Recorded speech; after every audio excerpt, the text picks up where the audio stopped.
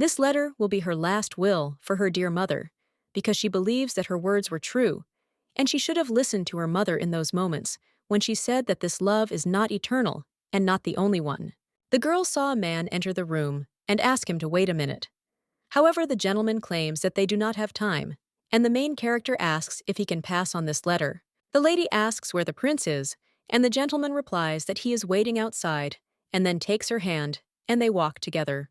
At this time, people on the street scream and say that they should offer the saint. One day, an unknown creature, the devil, appeared, and within 1 day of its appearance, half of the western part of Otan turned to ashes. The wild screams of people echoed throughout the area, from the terrifying power emanating from the entire creature. And at the moment when everyone wanted this creature to leave the sacred land for the imperial palace, someone began to spread a rumor that if the holy girl was sacrificed to the devil, everything would be resolved. The only saint of Otana, the immortal beloved, chosen by the prince, a noble and benevolent woman, similar to an angel, Lavoreria Bailey. The saint who deceived people claimed that in this country there are no people like the Saint Lavoreria, or simply Lara. She is an illusion created by the prince of this country who is thirsty for the throne. The main character understood that she was just a minor character in the script created by the prince and the temple, and the main actor in this play, Siddharth Hafran Otten, the man she loved very much. The girl says that he is a bastard and asks if he is happy now, and also wonders what will happen to him when she dies. The main character asks whether he will become a poor prince saddened by the loss of his beloved, or a noble hero who overcame sorrows and defeated the devil. The prince extends his hand to her and says that she is his beautiful love, and the girl screams and tells him to stop. Suddenly, all the people were surprised, because the prince knelt down in front of this lady and he asks his beloved to die, and also reminds that they agreed and offers her to close and die quietly. Lara claims that all this time she lived a prosperous life as a beloved princess and the only saint. The prince asks if this is not enough, or if he needs more declarations of love and compliments. He claims that he loves her because she is so perfect and beautiful. Siddhar tells her to be more submissive, and then claims that she knows that he can drag her to the altar like a dog, because she thinks that this is her reassignment, and asks if this is true. And at that time, he thought that he can no longer watch this. The princess looked at His Majesty and claimed that he should not have betrayed her, and then took the bottle of poison and drank it. When the Siddhar saw this, he wanted to take it, but it turned out that he was too late. He screamed and asked to call the priest. At this time, the main character thought that she was in pain and felt as if her whole body was burning and her soul was being torn apart. But even so, she thought that everything was fine because she knew that this was not the end. The next day, the girl realized that she had returned to the life of Lavoreria Bailey, and not a saint. On the day when in her past life, they decided to sacrifice her, on the day when all her resentment towards the prince spilled out. The goddess turns to Lara and tells her that she will give her a second chance to turn everything back and fix it. At this time, the main character thought that this was the end, but at that moment she heard someone's gentle voice, and it became interesting whether it was a message or a temptation of a dirty devil, because she understood that it did not matter. Lara is ready to give up her soul and is ready to find herself in an eternal trap of torment, and she is ready for anything, because there is an opportunity to turn back time. The girl hated how much she resembled her mother in her cold nature, and believed that if she had taken after her father, she would have been able to win the love of a prince. She believed that her busy and indifferent mother was a bad parent, and her father was a good one because he often gave her beautiful clothes and accessories. The main character at that time did not know that her father, despite his good-natured appearance, was a greedy and vile man. The young lady understood that she had to be soapy and not look straight into the eyes and keep her gaze down when she smiled, and do it quietly and innocently. Her father said that she should wear clothes and not show her skin, because the prince liked quiet and modest women. To impress the prince, the girl tried to be the most gentle woman in the world. In exchange for losing herself, after being chosen by the prince, she began to do everything he said. The princess did not know that the prince and the temple were in collusion with the evil magicians, and by taking their side, she contributed to the expulsion of the innocent princess and unleashed a war between the kingdom and the regions where lawlessness reigned. A villain with the face of a saint, she brought misfortune to all the people who were near her. The maid asks the mistress how much longer, and also wonders if she caught a cold in the water. Connie claims that even though it is summer now, she asked her not to stay in the bath for so long. The maid looked at the mistress and asked in surprise what was wrong with her and if she was unwell. Then she assumed that she was cold and asked if she should bring a robe. The main character assures that everything is fine, and the maid asks what is going on. At this time, Laura thought that she was exactly such a child, and even if her facial expression became a little gloomy, she noticed it like a ghost and always followed her words. Among the Bailey family's maids, Connie was the only one who truly liked her. During the time of becoming a puppet prince, this maid was very unhappy and opposed. She was the only maid who did not like the Prince Siddharth. Khan asks the lady not to enter the royal castle because he believes that if the prince truly loved the lady, he would not force her to meet the criteria of his taste from beginning to end. The maid says that she knows that she is crossing the line, but for her it is strange because she is dying from worrying about her. The lady claims that she crossed the line because she believes that the prince cannot do this. The child who had the courage to tell the truth was mercilessly cast out. At this time, the main character realized that she had made a mistake, and then hugged her maid and thought that she missed her very much, and then thought that it would be right to say thank you to her. Connie asks in surprise why the lady is behaving so strangely today, and also asks if she has read the novel about the playboy. There were too many people who stayed near her and became unhappy, and so the main character turned back time to now correct her mistakes. Lara thought that even if she had to become a real villain, she would do everything to live her life differently. However, she wondered how it all happened. The main character understood that she was now at a moment in which she had not yet met him.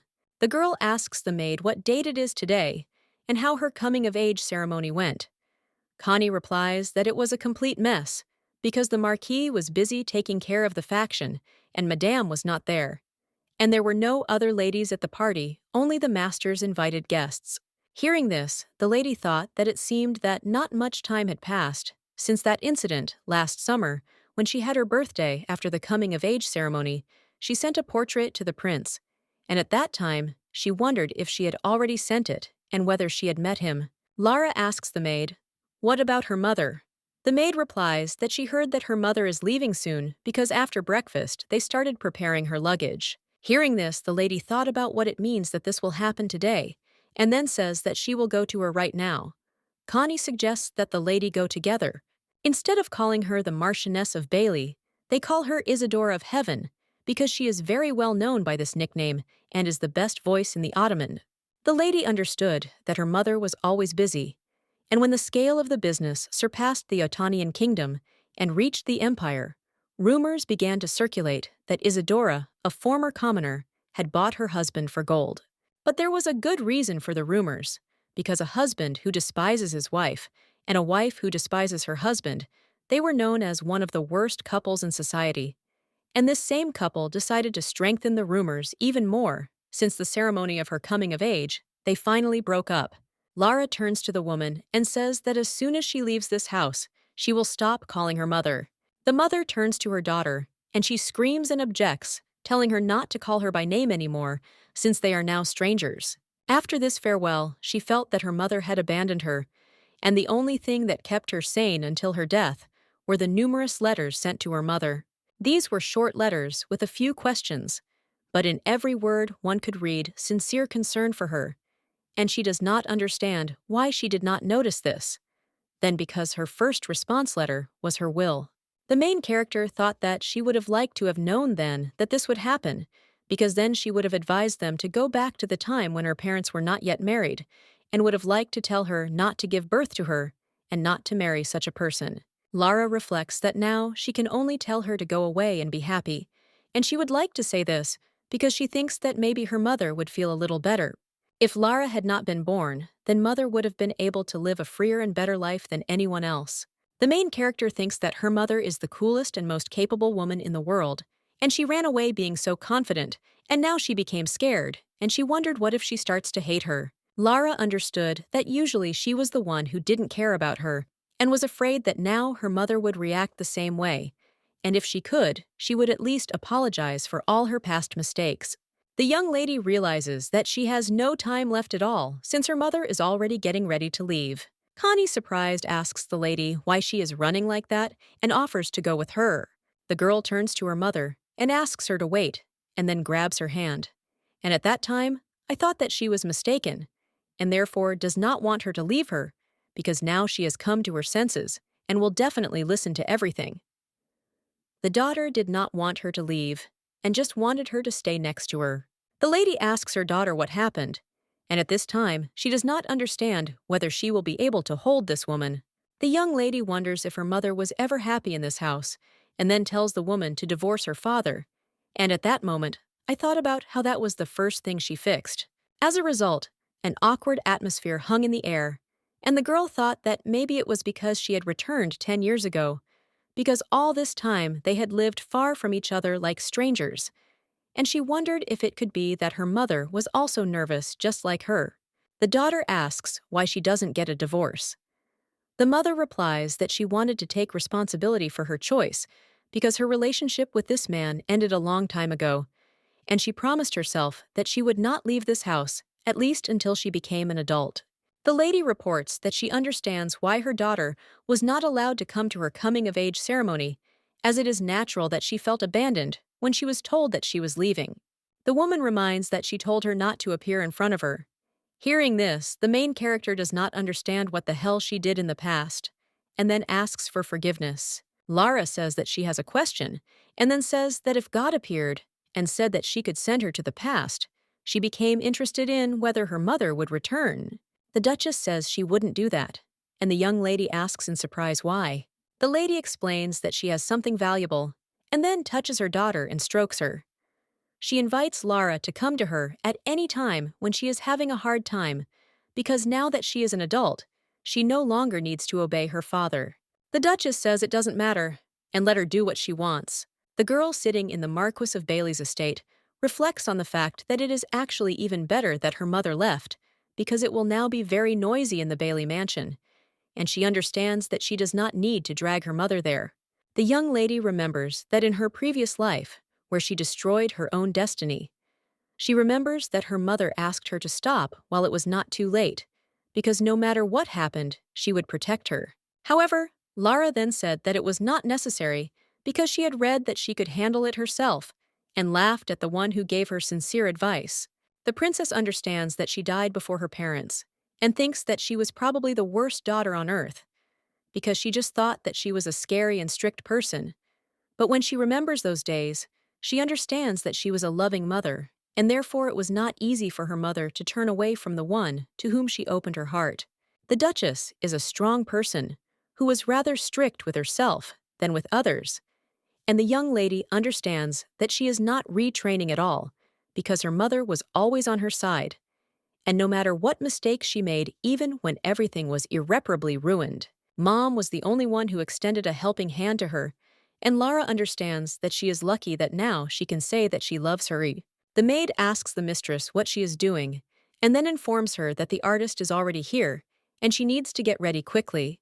The main character looked at the dress and thought that today was the day when she needed to draw a portrait and send it to the prince. Connie says that her hair will be neatly tied and covered with a veil, then reminds her that she said she had to look beautiful.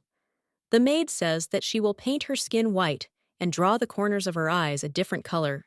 The maid says something about how she wanted her lips not to be too red. She uses a light pink color. The lady screams and says that she doesn't want to, and then suggests taking a red dress, and the color should be so saturated that it resembles a red liquid. When the artist saw the main character, he looked at her in surprise, and the lady asks to draw her like this, and not to add or distort her, but just draw her as she sees. The man smiled and said that he understood her, and then got to work. The maid brought tea to the mistress and asked her to drink it. And at that time, the main character thought that noble women of Otana do not wear red dresses, because it is believed that red clothes are preferred by those who do not hold a high position. Lara thought that Prince Sidhar was a man with a specific sense of taste, and she believed that he would never be interested in a portrait of a lady in such an outfit, and could only think that Marquis Bailey was unlucky with his daughter. The girl thought that she was now 19, because she thought that this was her perfect time, because she had returned not too late, but not too early, and she had returned before the prince knew about her. The young lady thought that if she avoided him for some time, he would not be visible on the horizon in the near future, and she realized that she needed to move confidently because there were many things that needed to be resolved before she met him. The maid turns to the mistress and says that she is very nervous because she thought that her mistress was so quiet and conservative and would never have thought that she would go to a place like the arena. Lara claims that she also never thought that she would come to such a place. Connie says that she thinks that the sun rose in the west today, and she will experience even more surprise than now. However, the mistress suggests that she go, and the maid asks in surprise what she will do when the Marquis finds out. The main character tells her not to worry about it because she thinks that something like that won't make him scold me, and then she says that if she doesn't want to go with her, she can stay here alone.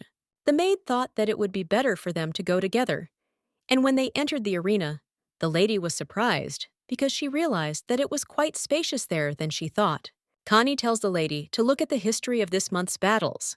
The lady tells the maids that she should at least go out into the light sometimes since she always sits at home.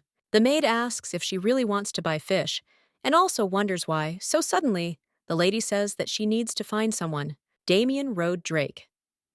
He was a slave who came to Aten from the Estragon Empire, and even the imperial knights could not defeat him, and therefore he received the nickname of the King of Criminals, because in the distant future, the wars of the lawless region chose him as their king, a man who received the title of Lord, and also a man who experienced great misfortunes because of her. After all, when he lived as a slave in the arena of Otana, he was accused of a ridiculous crime. Then, Lara confidently said that he was clearly a spy, sent by the Empire, who pretended to be a slave and hid his true identity, and he stole information from the nobility of Otan. The main character accused him without even knowing that it was all a lie, because the prince asked her to do it, and he was accused of sins that he did not commit, and he became a slave of the prince of Sidhar. And in addition, he also went to war, but his misfortunes did not end there. A man who does not serve God, what can he do against the devil? Because he uses powers that are not God's. Because of her words, Damien spent his entire life being judged and persecuted by the temples and the empire because of her lies. But even so, he did not blame her. The guy says he has a question, and then asks if when he returns victorious from this battle, will she stop hating him? The girl remembers that this was his first question, and the second time, it was the same question repeating it several more times. He asked if she was going to make a false promise again this time. Daniel wondered why she hated him so much, and after asking this, he left the Otan that same night. Lara understands that judging by what she heard the comrades who were with him on the field helped him avoid the battle. However, she wonders why he did not blame her, because she was his enemy and he had enough opportunities to do so. The young lady reflects on how she never hated him, and thinks that if she had told him that it was just an order from the Sidar prince, the main character thought that there was no time to tell the truth or dispel doubts because he had given up after so many false answers. Milady looked at the guy and thought that she had found him.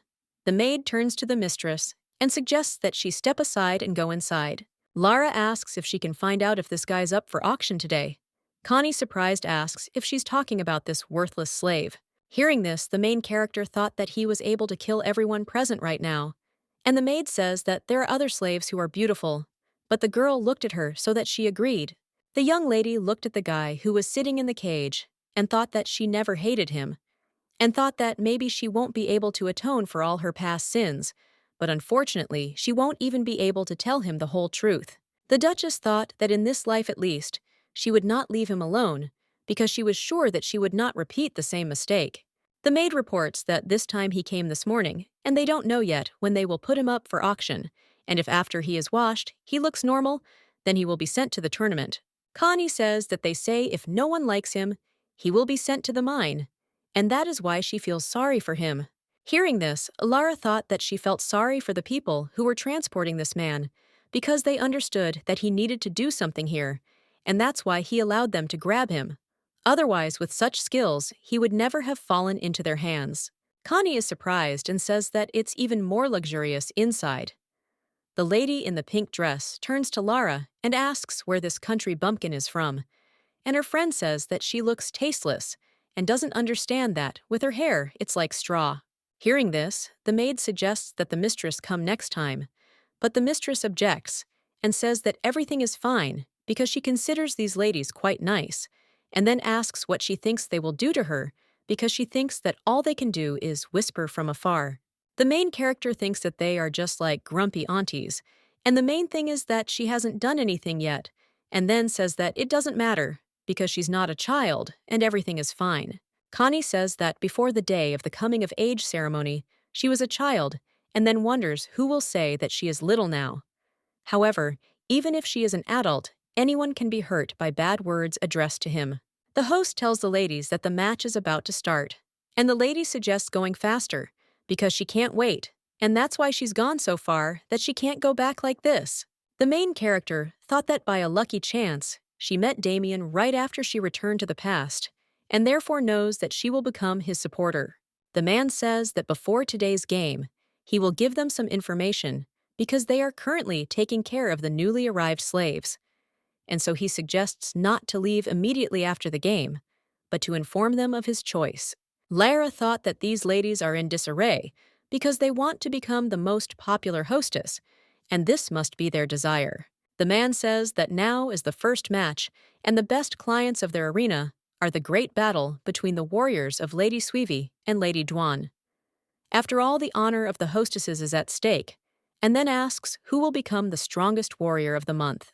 The host says that a kiss goes to the winner, and a sharp whip goes to the loser. The maid asks the mistress who will win, and she answers that the warrior lady is a double hearing. This the maid is surprised, and asks how she knows this.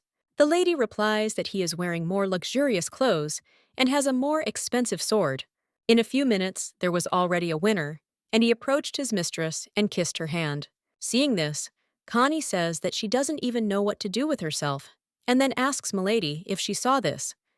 At this time, Lara thought that anyone who sees her will think that it was she who was kissed, and she wondered when he would come out. The man turns to the ladies and asks if they all know how auctions are run. He explains that the contract is renewed every 6 months, and the slave will be sold to the lady who bids the highest, and then suggests they begin. The ladies began to bargain, and almost all the slaves were sold, and only a rare species remained in the Otan.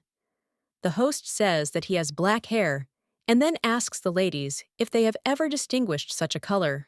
The aristocrats say that he is too skinny and stooped and needs to be washed, because he is sloppy, and even his clothes are inappropriate, and therefore they think that it is not worth spending money on him. Lara turns to the maid and tells her to buy this guy.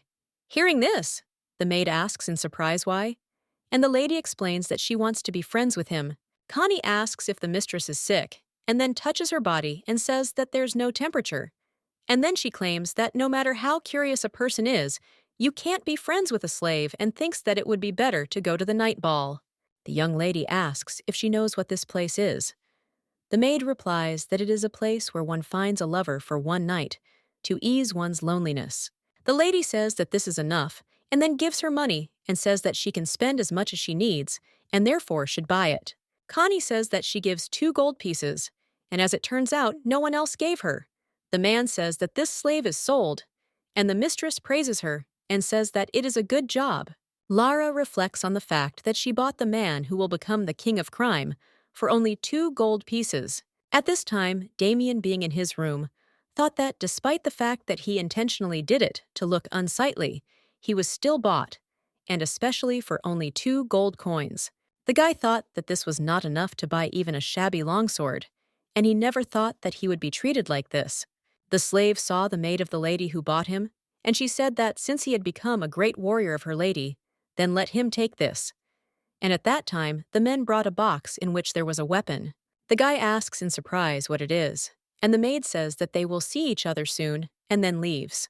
Damien opened the box, smiled, and thought that he wanted to see this woman right now. The next day, the maids turn to the mistress and say that she really looks like an angel, and think that the prince must be the happiest man in the world because he is loved by such a wonderful girl like her.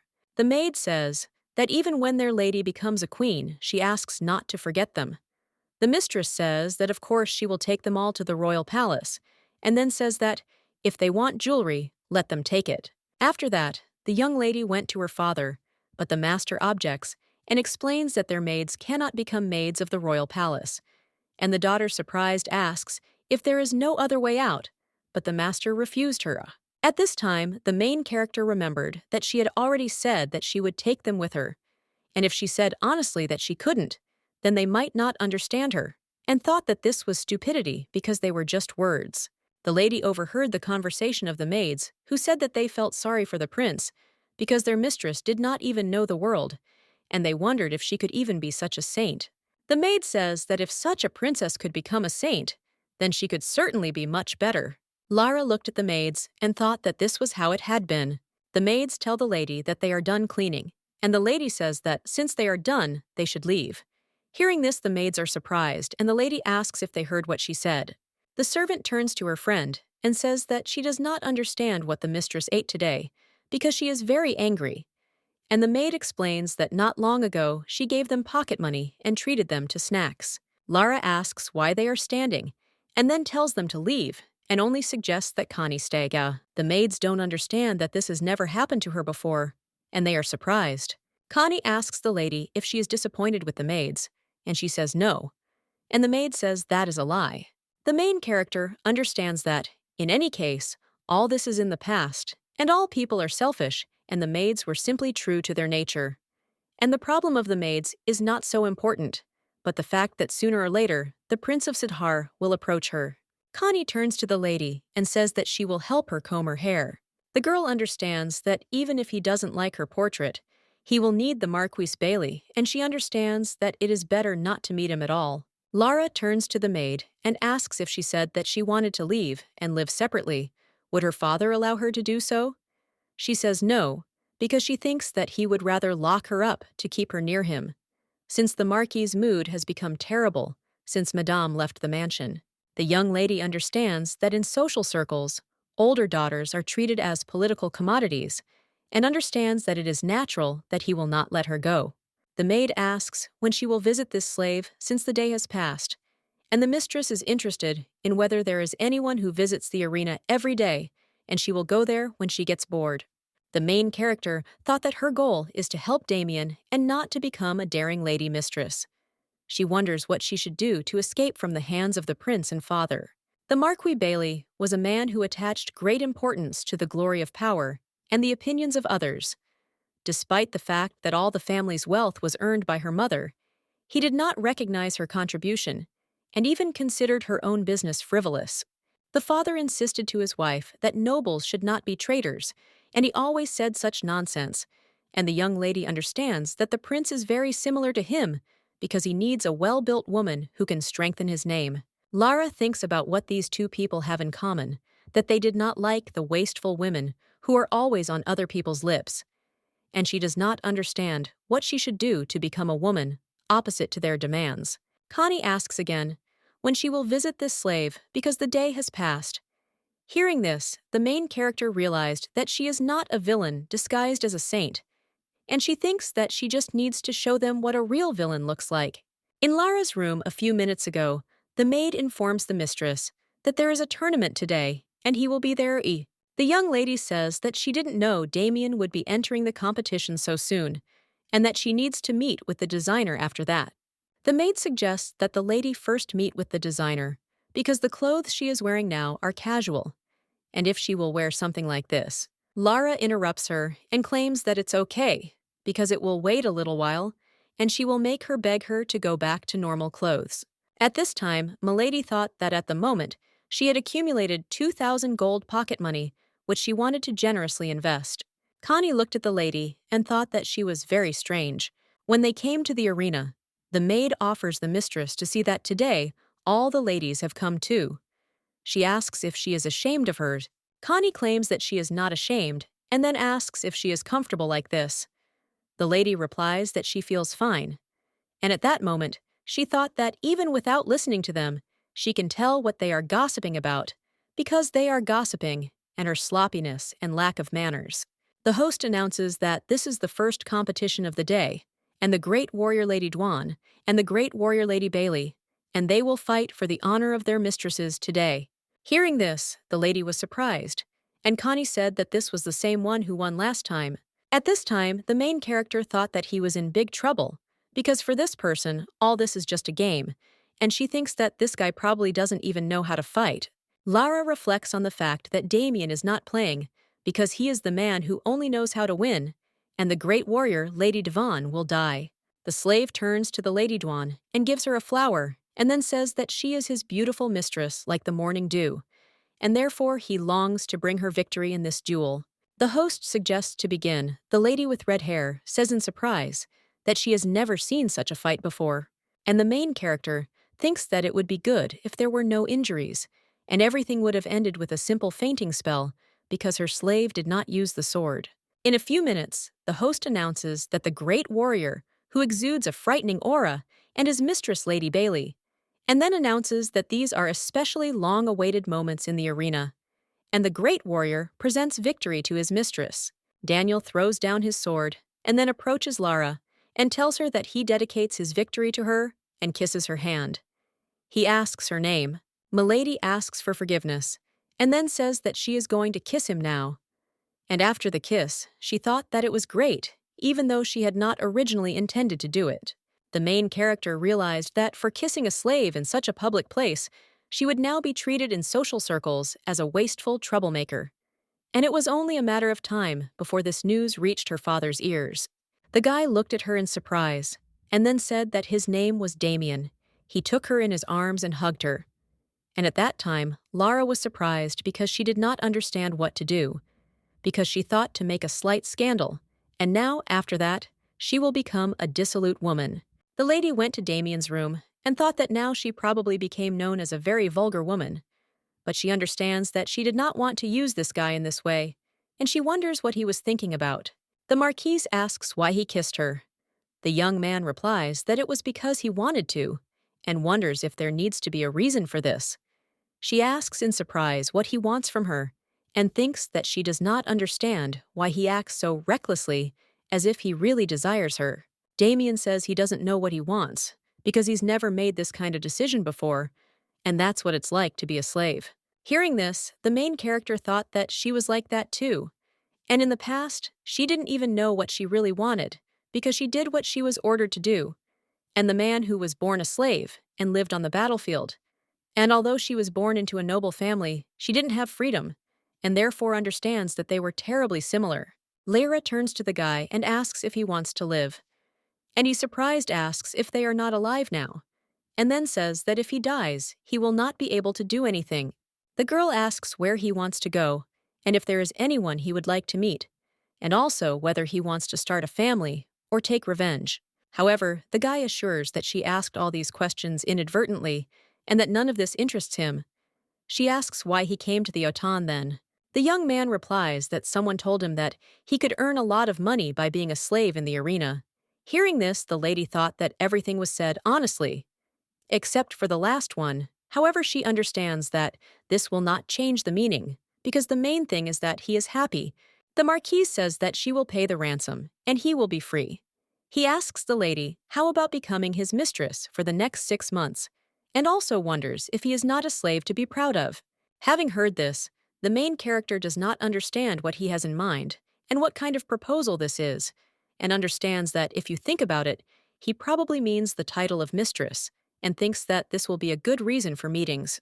The girl thought that when he gets closer, he will understand that her enemy is a prince, and understands that this requires a little time, but until that moment, no matter what he wants, she must give him everything. Lara says that if he wants to go out, he should let her know at any time, even when he needs something.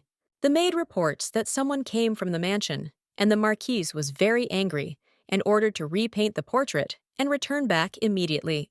Hearing this, the lady thought about what it meant that he didn't know that she was in the arena, and then turned to the guy and told him to be careful, because her father could order his people to deal with him, because rumors would definitely spread because of today. Damien asks what's wrong with him finding out, and also wonders if it's a bad thing. She explains that rumors tend to grow the more they are exaggerated, and others probably thought they had a very deep relationship, and the same goes for her father. The guy says that this is a deep relationship, and she suggests that he be careful. The young man asks if her father has a swordmaster, a mage, or a knight devoted to his family. She replies that they don't have such people, and Damien wonders how he can finish him off then. And then he claims that he will not die, and touches her hair and calls her his mistress. The lady says that it's time for her to go, and also tells him not to call her that, because she has a name, Lara, and if he wants to, he can call her Lady Bailey. The guy agreed with her, and then showed a bag of money. Seeing this, the girl does not understand when he managed to do it, and she thinks that he is a slave who takes care of his own needs, and therefore, now she does not even know what to pay attention to first. The lady tells him to buy clothes first, and he asks when she will come again, and if it will be soon. The lady replies that she will see how it goes. When the young man was left alone, he thought that, first of all, he needed to calm down, because without a hometown, without parents, without a name, he lived and learned to fight on the battlefields of the Estragon Empire. Damien learned spearmanship from a knight, fencing skills from mercenaries, and was able to study the tactical planning of a respected general. There were people who recognized his talent in the process, but without joining anything, he lived as a wandering slave for 24 years. And even when he drinks, he does not get drunk. Even when he sees a beautiful woman, he will not pay attention to her. And this is the same as not being interested in money, power, or fame. The guy thought that there was nothing that he wanted to do or achieve, but he believed that this woman Lara was different, and he wanted to know her name, the one who came to the arena without being interested in her. Damien wonders why she was looking at him so warily, because this was definitely their first meeting, and he wonders why she seemed so familiar to him, and why she was looking at him as if she knew him well. The guy thinks that he is going crazy with curiosity and wants to meet again soon, and he understands that this is the first time he feels this way, and therefore wants her to come back as soon as possible. When Lara went out for a walk, the lady suggested looking at this shameless face, because if she were in her place, she would want to fall through the ground, because she doesn't understand how one can be so careless as to kiss a fish in front of everyone. The woman says that she is the daughter of the Marquis Bailey, and her friend said that she was known for her excellent manners, and therefore does not understand how this girl could change so much, and also suggests that maybe they even slept together. The lady asks if they have seen the body of this slave, because she is sure that she bought him only to have fun at night, and it looks like they have already had fun. At this time, the main character thought that, finally, this is the very opportunity, and if their gaze soared, that languages are like birds, and over time, the rumors will become even more exaggerated and inflated, and if this happens a few more times, then she will be called an incorrigible dirty woman. Lara turns to the maid and assures that everything is fine, because she believes that they are probably chatting out of envy about whatever comes to mind without filtering their speech, and she understands that she took such a slave, and they are simply jealous. The lady says that if they want to continue gossiping behind her back, then go ahead and sing, because she believes that they won't dare say it to her face anyway, and besides, it won't make her slave ugly, but it will make her more famous. The main character thinks that it would be good if they said directly that they are jealous. Lara saw the knight and thought that he was sent by her very angry father to keep an eye on her, because in the eyes of others, it would look like he was caring about his beloved daughter. And one way or another, she felt much better after what she had done. The next day, the father tells his daughter that the artist has been fired and suggests that she throw away this vulgar dress because he has called in another artist and designer. The Marquise tells her to never go to a place like the arena again, because as soon as people start talking about something, her reputation will instantly fall, and then suggests that she attend embroidery or reading clubs instead. Father tells her that, in 3 days in the morning, she must be in the temple because the Prince Sidhar will appear there, and she must dress covered and hide her face under a veil and pretend to pray all night in front of the statue. And then he tells her that he bribed the priest and he will remain silent. At this time, the girl thinks about the fact that it was not enough to make her the one that the prince would like to attract his attention, and he also tries to turn the situation to his advantage, and even bribed the priest to lie. The Marquis asks if she understood, and then asks why she doesn't answer. The girl turns to her father and says that she doesn't want to marry the prince, and he asks in surprise what else that means. Lara explains that everything is as she said, and her father knows that the prince is a terrible egoist and just trash. Hearing this, the man tells her to stop being stupid because he thinks that by taking such a step, she is trying to emulate that ungrateful woman.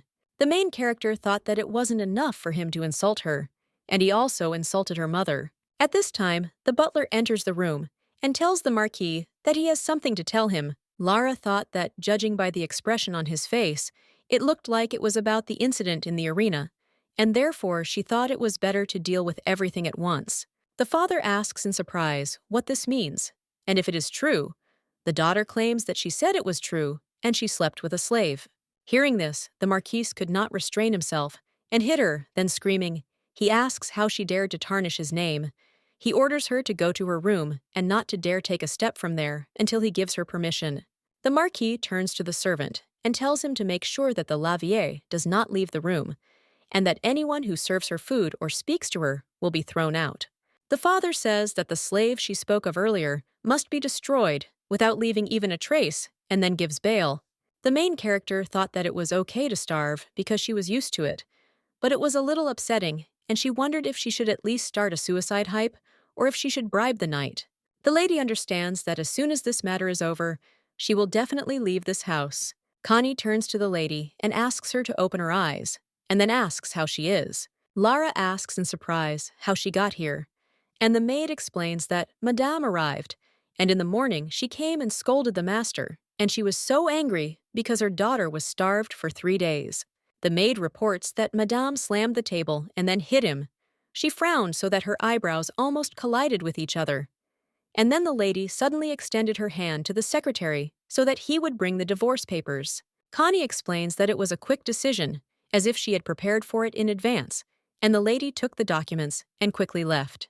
The maid asks the lady if she is hungry, and then says that she brought her some food because the lady has taken care of everything, and therefore offers her to eat without worrying about anything. Lara thought that she hadn't eaten for so long that she didn't even realize that she was hungry. And as soon as she saw the food, she realized that now was not the time to eat because she was wondering where her mother was. The maid says that her mother is in the Marquis' office. Hearing this, the lady thanks him, and then says that she will eat it later because she wants to go to her mother. At this time, the main character thought that she was not worried about her mother's safety because her father would not choose the path of rivalry with her, and she was only interested in one thing.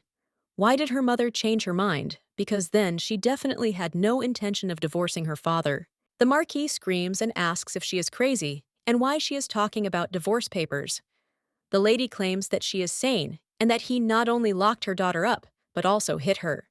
The woman claims that she cannot leave her daughter in the house of a man like him for another second, and then says that she will take her with her and offers him to sign documents. At this time, the main character thought that she should protect her mother, and the butler turns to her and asks her to return to her room and pack her suitcases, but the girl objects and says that she must stop her father. And the man insists that everything is fine and that she should trust her mother. Connie asks the mistress to pack her things, and Lara asks what exactly she told her mother.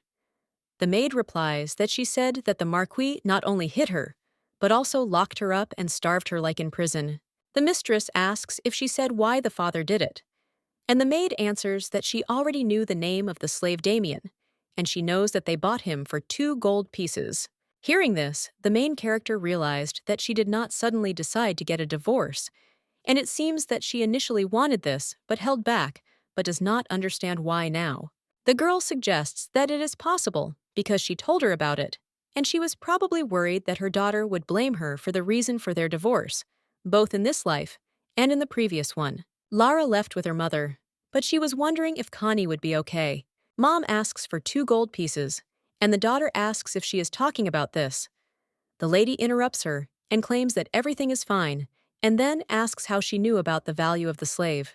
At this time, the main character thought that Lara, whom her mother knows, is an obedient child who does not pay any attention to such things. However, one day she suddenly turns into a completely different person. The girl thought that now she is not trying to avoid this because it is difficult to talk about it, but she needs to choose the right words and appear as someone who wants to rise even higher, despite other successes, or appear as someone who has deep wounds, and that all this is just an inept defense. The Marquise asks when her daughter managed to grow so much, and also wonders what happened. Lara says that she admired the prince, but now she knows that he only wants to take the throne and is ready to do anything for this. And the same applies to her father, because he will give everything so that the prince becomes king. The young lady understands that even if this means following her against her will, depriving her of freedom and desires, packing her like a doll, and that is why she did so, becoming a vulgar and dirty woman, because she wanted to prevent this. The main character says that the father is not one of those people who would accept the fact that their child has another loved one, and at that time she thought that this is such a reckless plan and thinks that she will be scolded. The mother says that she raised her, and the daughter asks in surprise if she will scold her. The woman asks why scold her, and then says that someone else's opinion is nothing, and she is the one who will support her and believe in her. The Marquise gives her a purse with money and says that since she left all her things in this world, where everything costs money, Lara saw 2,000 gold coins and was surprised, and the Marquise said that she did not approve of her method, because no mother would like someone pointing a finger at her child. The girl asked for forgiveness, and the woman says that she will not interfere with her or do something her own way, when she may have a better plan, and therefore suggests that she should not be afraid of trivial things, because she is an adult and old enough to kiss, and then asks what difference does it make that her beloved is a slave? Mom says that her first kiss was with a waiter, and she was 15 then, and therefore she will not object to any rumors that arise if she only values herself. The lady wonders how she will be different from her father if he controls her every move. Hearing this, the girl thanked her mother. When Lara saw the mansion, she was surprised, because it was even better than Bailey's mansion, and then asked if she could just come in. The lady says that the introduction is late, and that Sebastian is mother's secretary. The maid asks the mistress in surprise if this is all she has, then looks at her 2 suitcases and says that she deliberately left the 2 wardrobes empty. Mother says that then they need to buy new ones, and the secretary tells the girl that he will take her to her room. At this time, the main character thought that this mansion was full of life, and she did not want to rush to explore it, and she had plans for the evening. Connie asks, what if this slave died? And the lady explains that that's why she goes there, because she wants to find out about everything, and she thinks that if he wasn't alive, they would have contacted her already. The young lady reflects on what Connie thought, that she, and of course her father, did not let her go so easily. Suddenly, the man turns to the Marquise and says that he was waiting for her because he could not send someone to her house, and therefore waited. She asks why, and also wonders if it was because of the attack. The man says he won't be interested in that, and then says the slave is safe, and they have also brought in extra security personnel to ensure her peace of mind. The man says that, moreover, the warriors are going crazy, and the number of those wishing to duel has reached several dozen in these 3 days. Even slaves from competing establishments lined up, and the ransom price soared to 300 gold. The lady was surprised to hear this because she bought it for only 2. The guy asks what he should do because the decision about duels or sending to auction is within the authority of only the owner. She suggests setting a date for the duel as soon as possible. Lara says that she will discuss this with Damien, and therefore will go to him and talk about it at the same time. When Damien saw the girl, he was surprised, and then asked who hit her. He said that she had a wound on her lip, and also wondered why her cheeks were swollen. The guy takes the girl by the waist, and then lifts her up and offers to go and talk to her. At this time, the main character realized that another sweet scandal had been added to the piggy bank. The main character says that she heard that there was an attack, and therefore is waiting for an explanation. He claims that there is nothing special about it, and that there were 3 attacks in total, as a result of which 5 people died. The lady asks if he has such methods, and does not think that the attacks were too serious. He replies that they were all confused, but he is fine. The girl looked at him and then asked what was wrong with him. The guy answered that it was done by a man called her father. Hearing this, the girl thought about it, and he said that he guessed, and then asked if he was going to kill him. Lara claims that everything is fine, because this is not what she wants, and today they need to go somewhere else. She says that they will go to a night ball, and it will be a party that is held by the highest nobility for the nobles in different places every night. And the main character says that the door is always open, as if everything is put on display, and sometimes it is held secretly only for those who have an invitation. At private parties, there is even a special room for lovemaking. If the arena is a perverted playground for aristocratic girls, whose entertainment is only a beginner level, then the night ball is a space several levels higher. Lara says that they will dance together, and then he will take her to the exit of the hotel in the city center because she wants to become the most vulgar woman in the whole Ottoman. Hearing this, the guy agreed in surprise, and she said that she was glad that they were able to come to an agreement and believed that they needed to prepare carefully. A girl and her boyfriend come to a luxury boutique in a shopping mall. She turns to the saleswomen and tells them to forget that she is a noble lady and to give her the most luxurious and eye-catching clothes because she is going to wear this dress to a night ball. The woman offers to take her to the VIP lounge and then asks what kind of dress she is looking for. The main character explains that the dress should not have any white color and it should not be too revealing, but this dress must captivate absolutely everyone. The saleswoman asks if they can replace the ribbons with real flowers in this case. Upon hearing this, the maid asks in surprise what other flowers, because she understands that if the mistress steps on them during the dance, she might fall. The worker asks what about the dress she is holding in her hands, since it is quite revealing, and asks if she would like to try it on. Connie asks in surprise if she really wants to wear it, as she realizes it's too ladylike. Damien asks in surprise if she is going to dance there as well, and therefore suggests that it is better not to take heavier dresses that will make it difficult to move. Hearing this, Lara thought that this was a very practical idea, and then asked the guy if he was good at dancing. He said that he could repeat after the others once he saw them. The lady says that's great, and then tells him that she will choose his clothes. She wants a low-cut shirt that exposes his chest to the solar plexus, and tight leather pants would be fine. The lady suggests that he wear boots that reach up to his calves, and a tie that can be tied loosely or left hanging, and preferably a red lining. Hearing this, the guy says that it will be too hot for him, and the lady says that the coat is for the next stage. He asks in surprise why the coat, because he understands that he should not wrap himself up, but undress. Lara suggests that he not worry, because this is to remove him in the process. Damien says that you need to show your muscles, but the girl thinks that he is more attractive when he is naked than when he is dressed. Hearing this, the maid does not understand, since when her lady became good at this kind of thing. Connie asks the lady if she really wants to go there, and then says that the color is too vulgar, and the shadows and music are in the same style, and the food will definitely taste the same. Lara wonders what she is talking about, and then turns to the guy and suggests that he always be by her side, because she thinks that someone might attack him. The main character says that she heard that slaves must ask their mistress's permission to talk to someone, and believes that there will still be people who want to start an argument or seduce one of them. At this time, Damien looked at her and thought that she looked like a cat, and then he claims that he understood everything and invites her to come in. The young lady thinks that they danced beautifully, and she thought that if she showed up with Damiano, that would be enough. However, everywhere there are only drunks looking for a fight. Foul language is constantly in the air, and uneaten food is thrown on the floor. The presence of substances similar to drugs, and much more. And the main character realized that her actions were just a child's play, but unpleasant glances continue to fall on her. The guy asks the girl how she is. Lara replies that it is hard for her to enjoy such things, and he suggests leaving if it is hard for her. Lady Duan tells the Marquise that she is good at drinking, and then tells her that they say there is no class discrimination in this ballroom, and she wonders if it is too much to bring a slave here, but thinks he is special.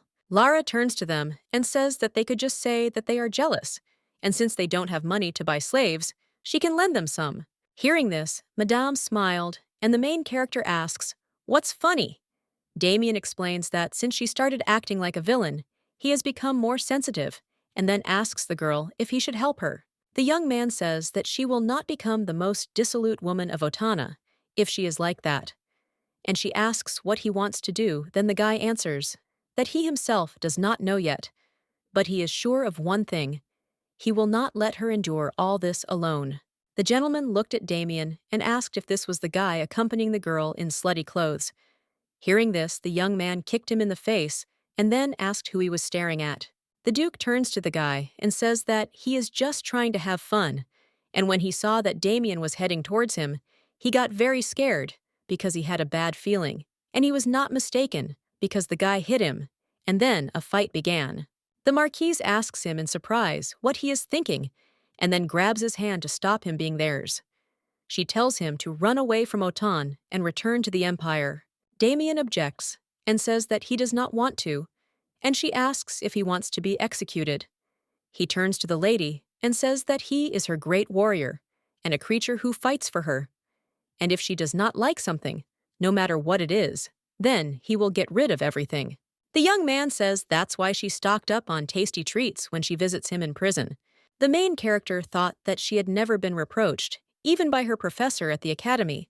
But now she was in the investigative department of the police, and she became interested in what he was thinking about. The man asks if she is the daughter of the Marquis Beli, and also asks what kind of relationship she has with the captive slave. She replies that he is her warrior, and the policeman thinks that they can't be considered warriors, but rather lovers. The lady thanks him for the advice, and he tells her to sign that she renounces ownership of her slave Damien, and agrees that the slave will suffer the punishment he deserves for the crime he committed. The girl asks what kind of deserved punishment this is, and he explains that it is the death penalty. Lara claims that she will not do this, and if he wants to get a signature, then first let her meet with him. The man thinks that the young lady is acting as if she does not understand what is happening. The Marquise claims that she knows that he will not be able to force her to sign, and even knows that even if the criminal is a slave, he cannot be tried in a disciplinary manner as long as he has a master. The policeman screams and says that this slave is dangerous, and if everyone finds out about what happened in the banquet hall and about her presence there, it will be much worse. However, the lady assures that she doesn't care, and he then suggests that she come tomorrow afternoon and says that he sent a man to her house and that they will come for her soon. The main character says that there was no need for such mercy. A guy comes into the room and tells the lady that he came to pick her up and then takes her hand. He explains that the Marquise ordered him to bring her back and to watch over her safety. Lara claims that she is not going to come back, and at that time, she thought that he would not help her if she bit her tongue, and red liquid came out, and he would simply not even look at it and drag her by force. Lady Daman, seeing that the Marquise is in danger of turning to this guy, she orders him to let go of her hand.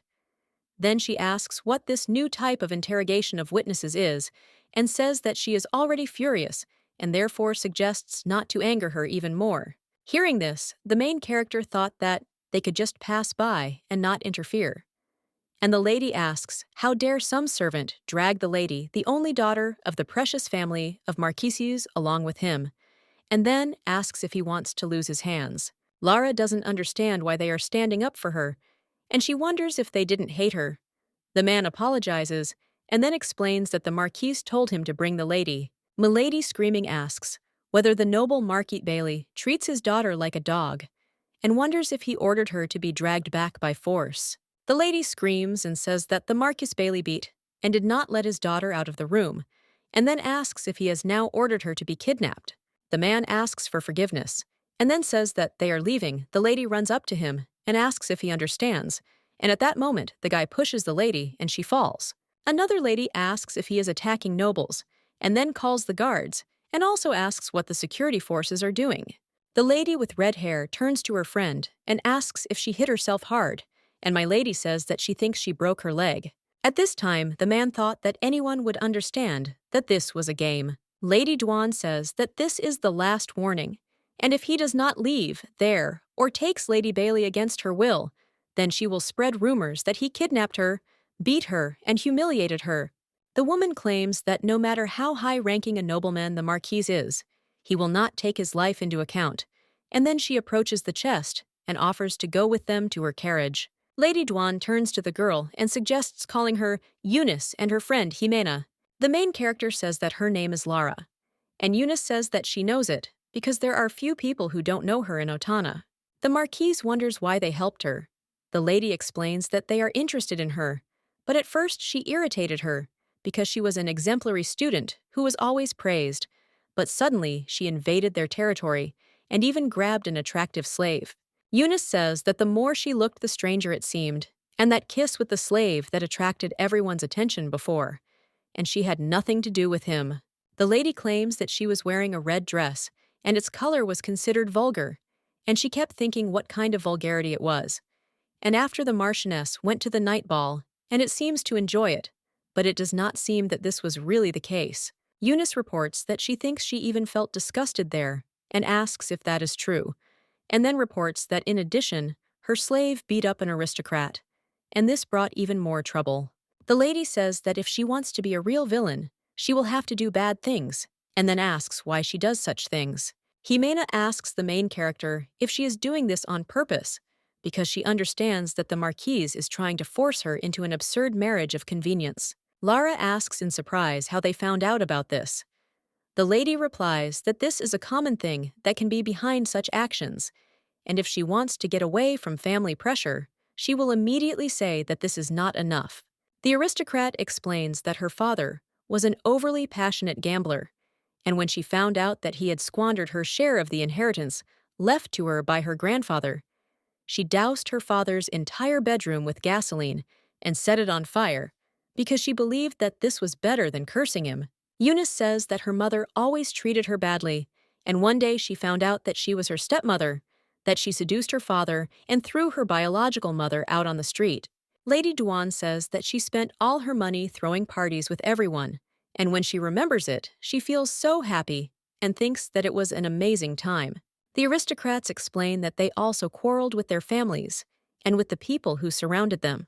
Eunice says that they even tried to lock her in the temple's prayer room for the purpose of rehabilitation, and she heard that the Marquise once locked Lara, and then explains that there are no rumors that are not discussed at the night ball. Jimena says that if she is not ready to give up everything and hit the bottom, then the result of her actions can bring her a lot of pain, because no one will respect her. Hearing this, the main character thought that they were kind to the girl, and they had to become villains in order to survive. And in fact, they were not bad at all, because they even managed to get themselves dirty by falling to the ground, for the sake of the girl who found herself in the same situation as them. Lara thought that if it had been in the past, she would not have been able to do this. And then she thanks the girls because thanks to their words, she understood the main things.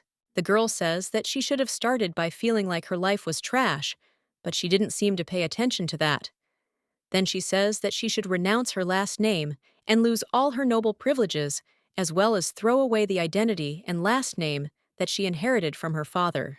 The main character thought about the father in the house, without a wife and child, obsessively holding in his hands the power that will gradually disappear. He will meet his death alone, and she wants him to suffer alone for the rest of his life. The next day, Lara says that the nobles' limbs were broken, and their teeth were knocked out by a slave who had not received a single wound against a knight with a weapon, and the reason for this was his mad love for his mistress. The lady says that he doesn't like to show her to others so much that he hits them with his aim, even at those who just look in her direction, and then asks what he thinks about these rumors that he created before he got here. Damien wonders if it is true what they say that this lady is so beautiful and charming that the slave completely forgot about his status. Lara reports that more than a dozen people say that he should be executed, but he claims that this is not enough, and the girl asks what he is planning.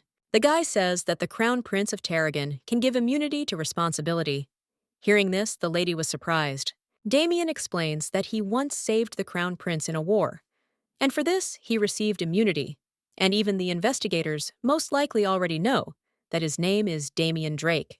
Hearing this, the main character became curious whether Drake was not the last name he received, along with the title of Lord, when he became king of the lawless land.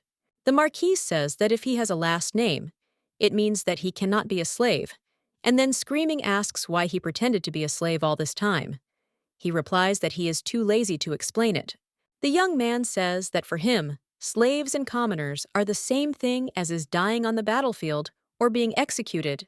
At this time, the main character thought that in her past life, she treated Damien like a slave until he ran away, and therefore she understands that in this life, only she changed, and the rest moved along their own path. The girl understands that this means that in the past, there was no reason to imprison him, and then asks in surprise why he did this, because she understands that he deliberately let himself be caught. The guy says that he has a question for her, and then asks if she always looked at him as if she knew him perfectly well.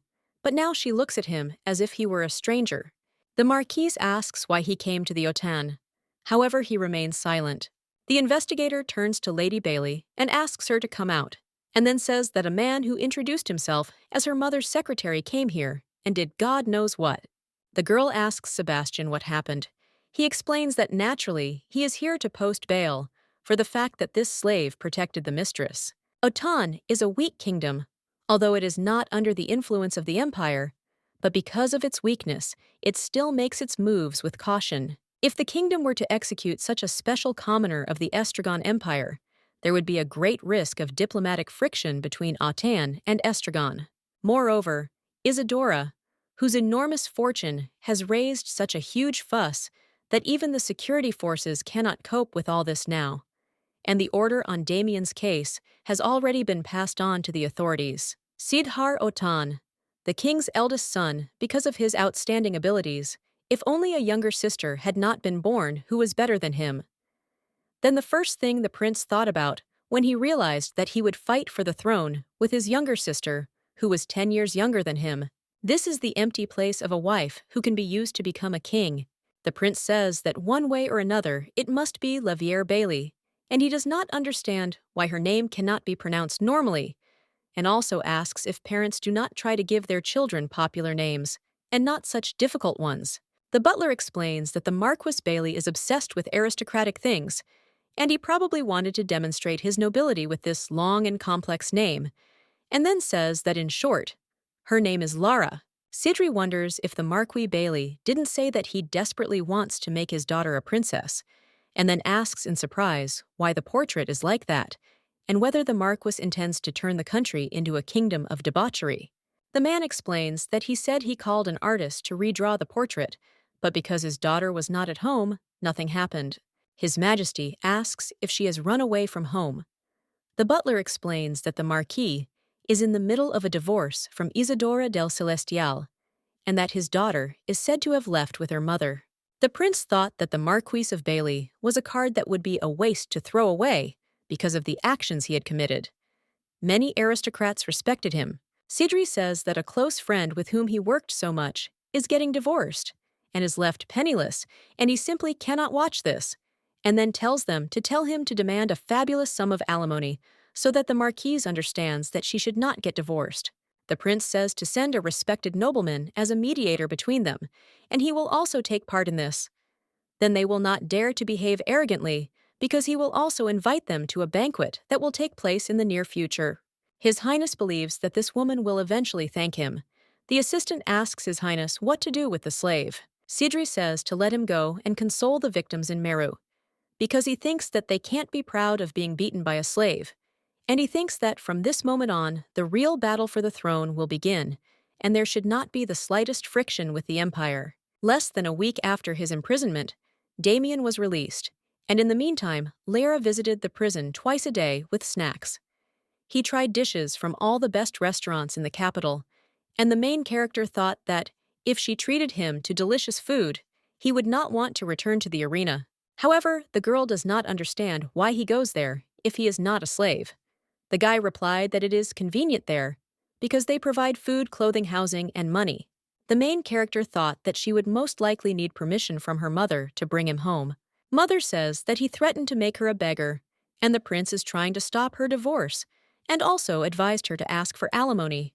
The daughter asks why he interferes in other people's family affairs, and the lady answers that it's all for the sake of her husband's power and her wealth, and believes that he did it because he needs their marriage for his political purposes.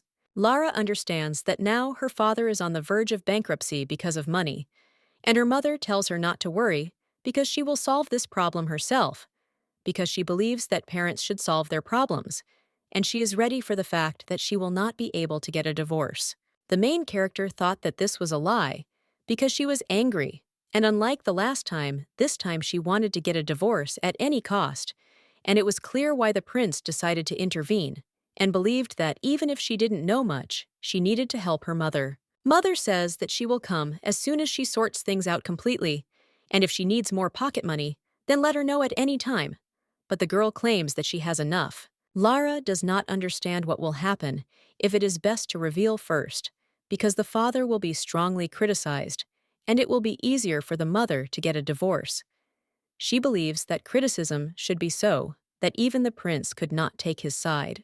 The girl thinks that it would be good if it was a solid and dirty mistake.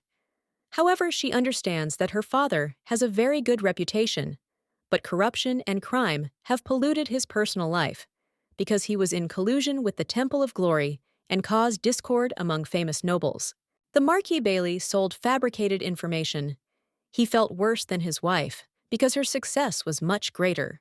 The man even stooped to sleeping with commoners who were only interested in his status and money. Lara is thinking that she will collect such obvious evidence that he will not get away with it, and she will reveal everything because her father will not receive a penny in alimony due to the divorce from his mother. Sebastian asks the young lady if she is taking a walk. The girl replies that she has something to think about, and he says that if she needs to discuss something, she should let him know at any time. The secretary gives the lady an invitation that was sent for her.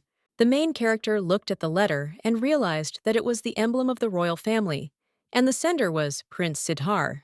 Lara read that this was an invitation to a banquet in honor of Prince Sidhar, and everyone said that this was a selection banquet to choose a candidate for the princess. The marquise remembered that in her past life, she had not participated in that banquet, but in her father's opinion, she was supposed to be a woman he could only meet in the temple's prayer room and not in the banquet hall. After all, for her, at that moment, it was the right choice, because the prince did not choose anyone at the selection banquet.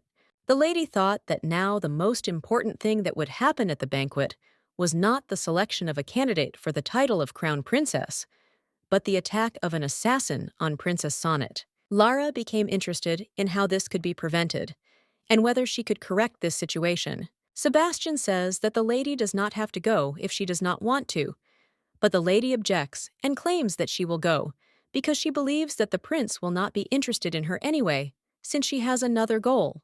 The marquise says she has a question, and then asks if the mother is entitled to alimony if the father is to blame for the divorce. The secretary says that it is. Hearing this, the girl thought that her father would have no choice but to sign the divorce papers because she personally contributed to this, but she thought that she needed to shame him a couple of times before that. The father wants to put the prince on the throne, and she saves the princess from trouble, and such a picture will appear before the eyes of society. People will talk about how the father and daughter support different candidates for the throne, and such betrayal will shock the father. Lara thought that she needed to prepare for the banquet. The ladies say that they came to help her choose clothes, but before that, Eunice needs to check something, and then asks Lara if she has money.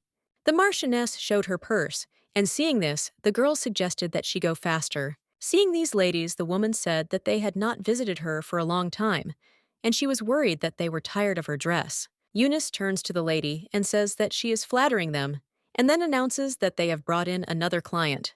When the marquise greeted the woman, she was surprised, and then asked if she would sew clothes for Isadora's daughter, and invited them to come in because she would do whatever their heart desires. The girl says that she would like something unusual and something amazing and also crazy. The main character reflects on the fact that they had fun for so long, but she does not understand why. Every time she thinks about meeting this person, she gets nervous.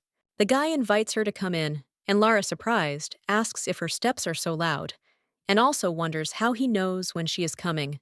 Daniel explains that it is because he was waiting for her. Hearing this, the lady thought that he was saying ambiguous things, and then said that she came here because she has proposals and may already be annoying him.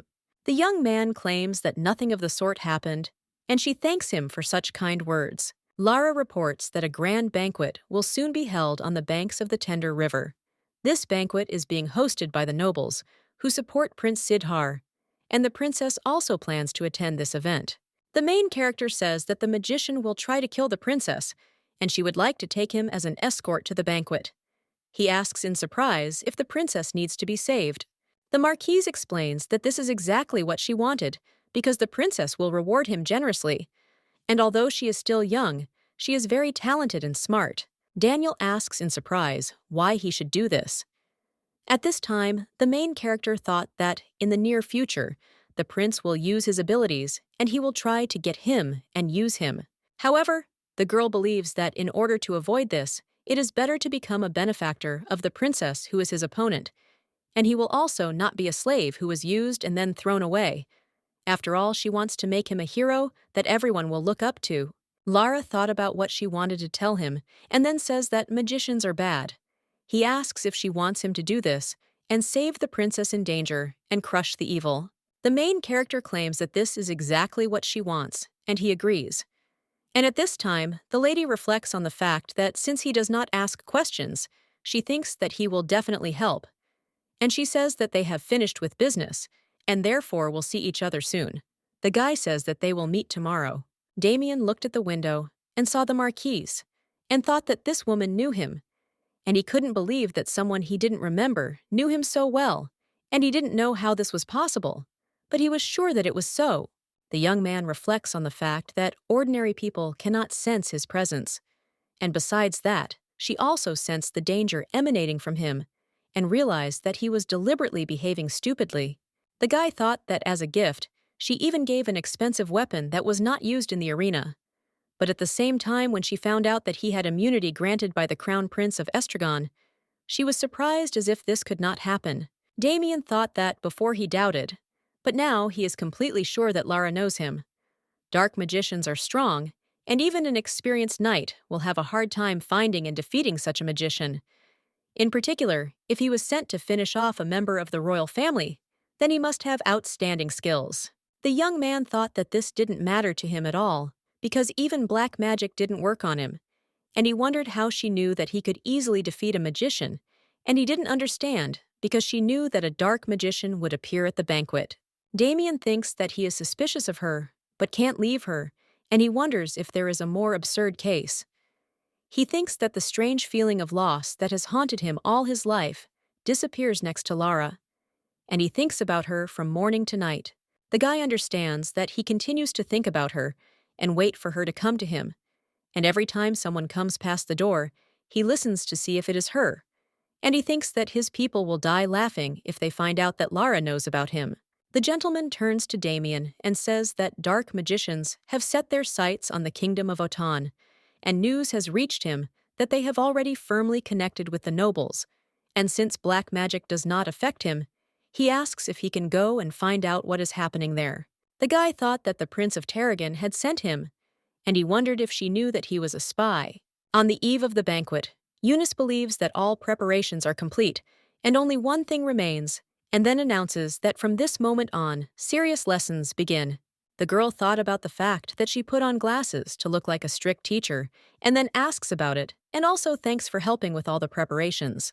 The lady with black hair claims that her manner of speech is too soft, and such manner of speech should be thrown away far away, and not formal speech, and swearing should become her standard functions. Lara asks in surprise how she should start screaming. She answers that at least no one contradicts her, and at that moment, she thought that it was her turn. Jimena says that she will teach her to swear, and then screaming, she says that the swearing should have a sharp tone and intonation, and the facial expression should be menacing and serious.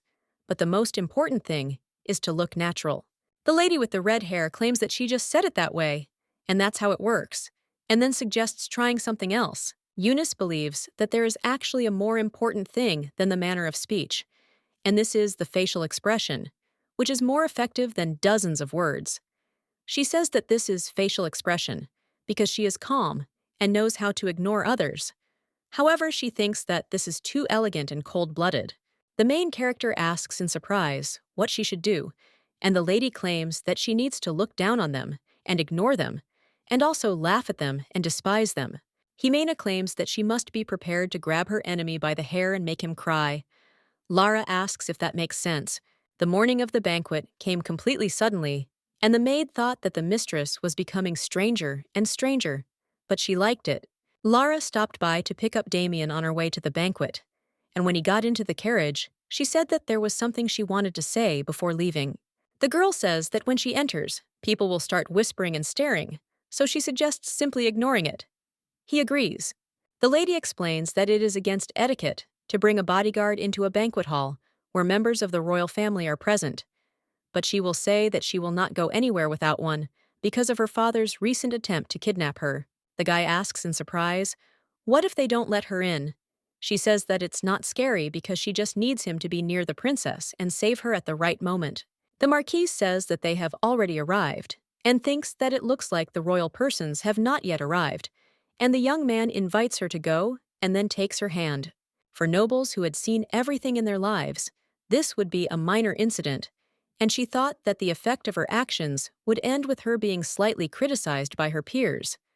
But the main character did not think that she would attract so much attention. Lara understands that even the slightest gestures will be subject to their assessment, and as she was told, there is no need to be afraid because she should behave naturally and freely. The girl thought that she should raise her head because in the past, she had to lower her gaze, thereby avoiding eye contact with others, like a herbivore that does not know how to fight. After all, she was taught to tuck her tail and look down. The main character knows that she is not going to do this anymore, and now they will judge the new her, and she does not drink and does not swear like Eunice, and will not be able to do something that will cause a huge commotion like Jimena, because she will go her own way. The Marquise thought that, at the moment, when she remembers how she took the poison, she remembers how her insides melted from it, and what is happening now does not even come close to comparing with that.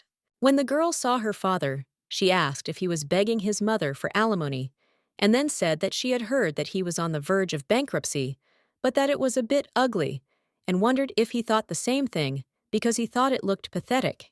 The Marquise turns to his daughter and tells her to return home, and at that time the main character thought that she should not be afraid, because her father would never behave inappropriately in front of the nobles, and he would not raise his hand or yell at her, and she believes that she should take advantage of this.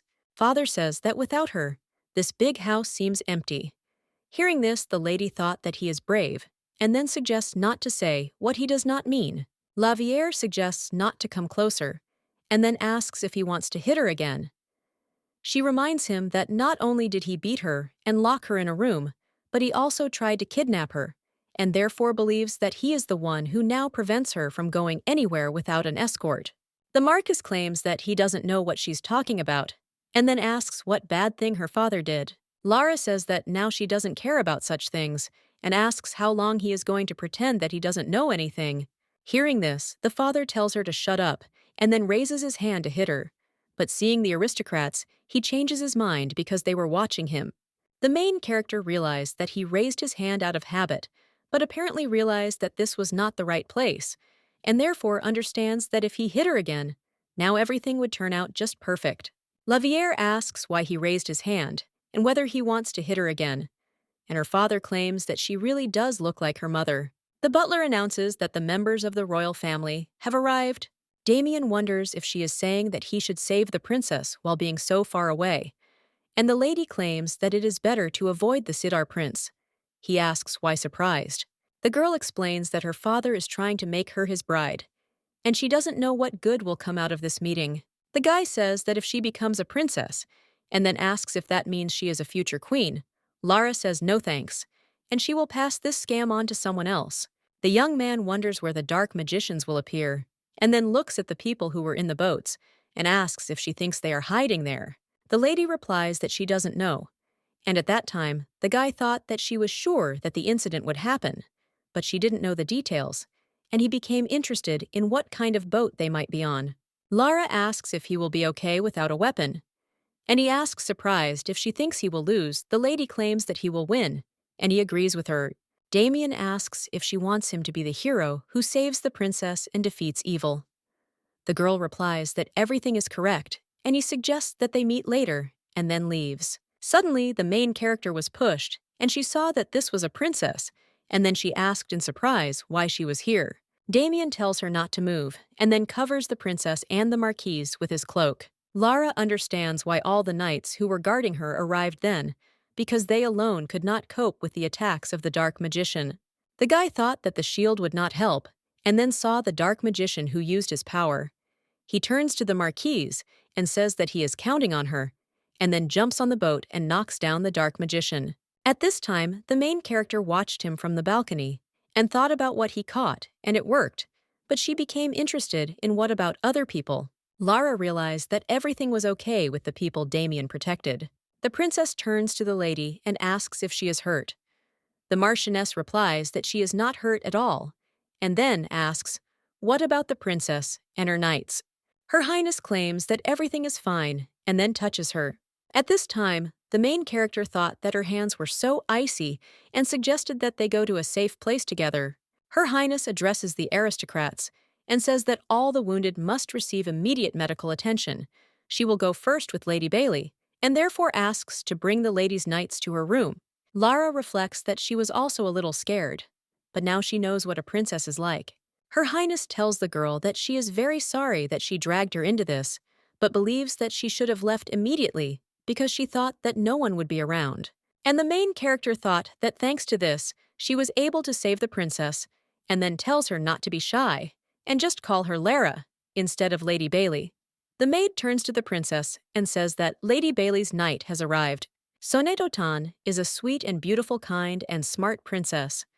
They say that as soon as her mother gets sick, she immediately goes to look after her, and every morning goes to the king's office to greet him. Rumors about the princess are endless stories, and when a young maid made a mistake, Her Highness did not scold her, but treated her to sweets. And she is never lazy in her studies and built a separate room for the knights. They say that Her Highness always tries to help the weak and simply adores children. The main character thought that perhaps these stories were exaggerated, but the princess bowed her head and thanked her. Lara reflects that she, of course, also thought that all these stories were rather exaggerated, but she turned out to be exactly as they said about Hurry. Damien explains that he was simply trying to protect his mistress, and Her Highness claims that the two of them are her saviors, and therefore Father will reward them generously because she does not want to just leave it like this, and then asks if there is anything they wish for. The guy says that if his mistress wants something, then it will be his wish too, and therefore asks to give the entire reward to his mistress. Having heard this, the main character does not know what to say now, because she believes that he should have received the award and not her. Sitting in the carriage, Lara asks why he did this, because he believes that the rewards given by the royal family are better than he thinks, and if he is lucky, he can even receive a noble title or the famous sword of the royal family. The man claims that he doesn't need it, and the girl says that many people have a bad opinion of him because of the latest incident with the attack. The main character believes that if he became the princess's benefactor, he would receive more positive attention, but he claims that there is no need for that either. Hearing this, the girl thought it was like throwing peas against the wall because she thinks that she puts everything on the shelves for him, but he doesn't understand.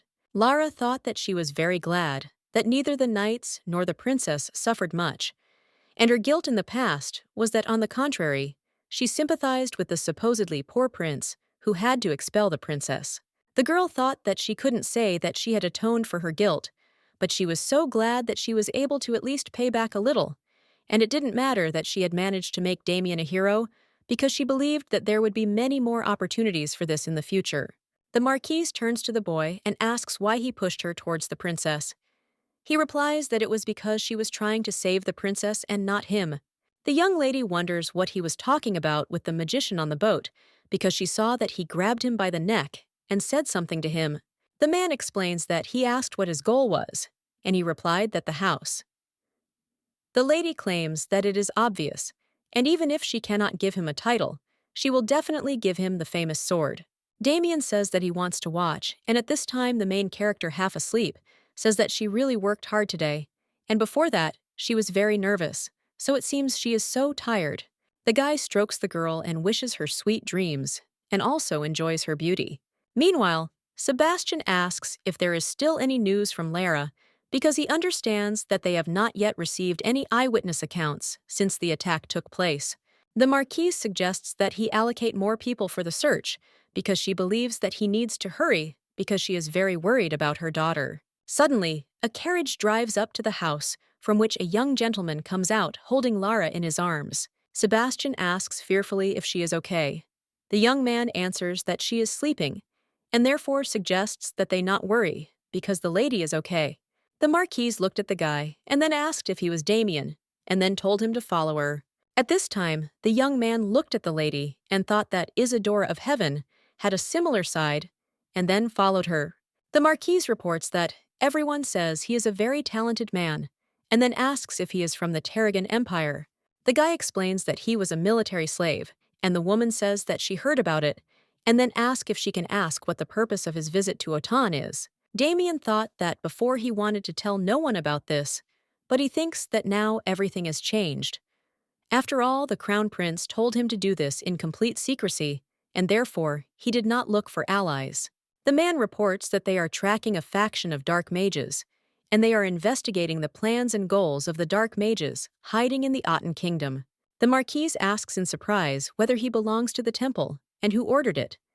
He replies that he cannot say. Isadora reports that an investigation into his past has revealed nothing, but she wants to eliminate all dangers around her daughter.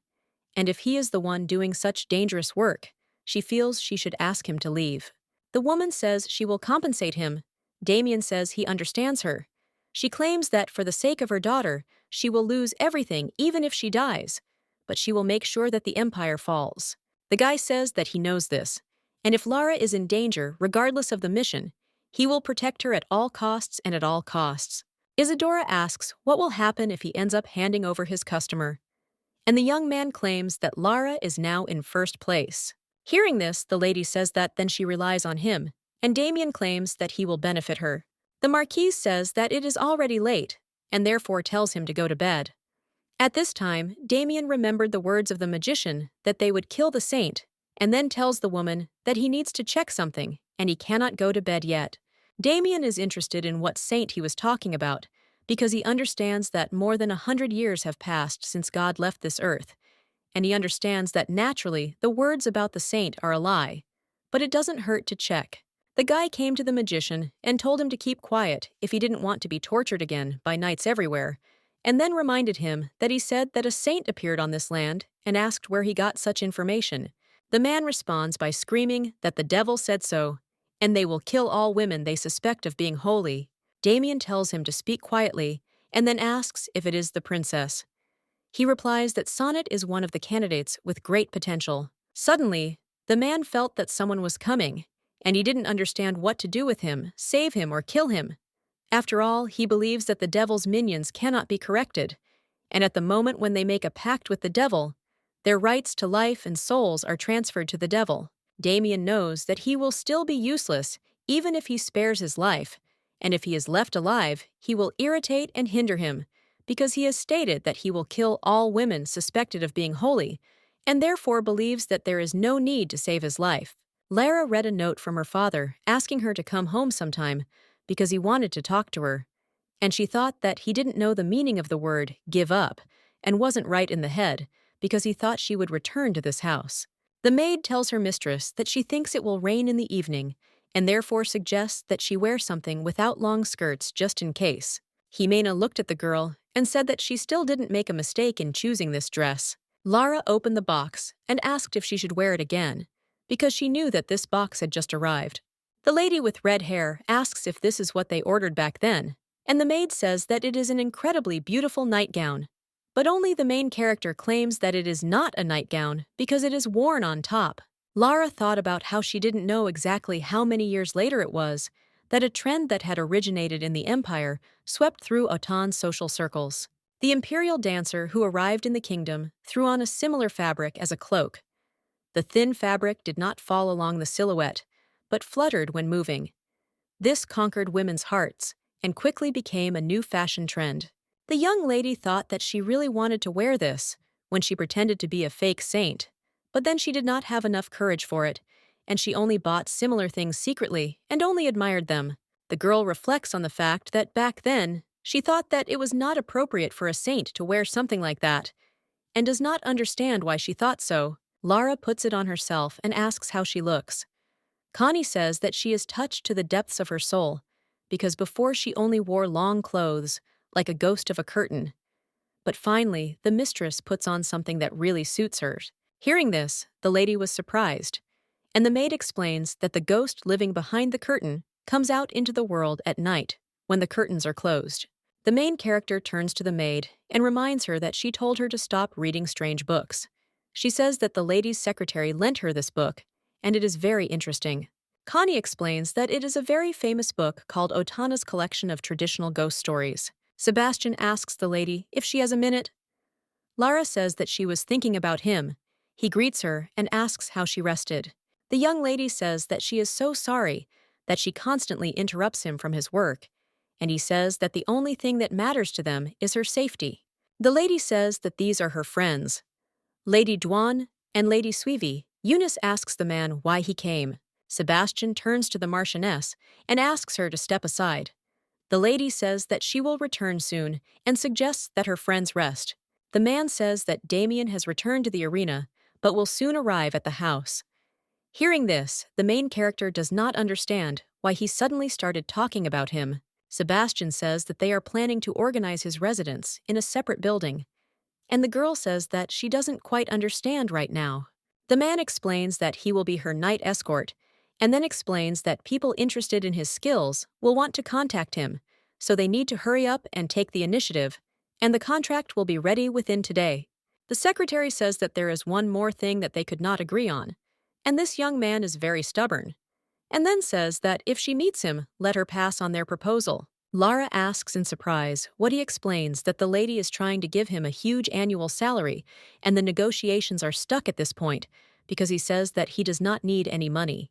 Hearing this, the lady was surprised, and the man explained that he was also surprised because it seemed that there were still people who refused to take the lady's money.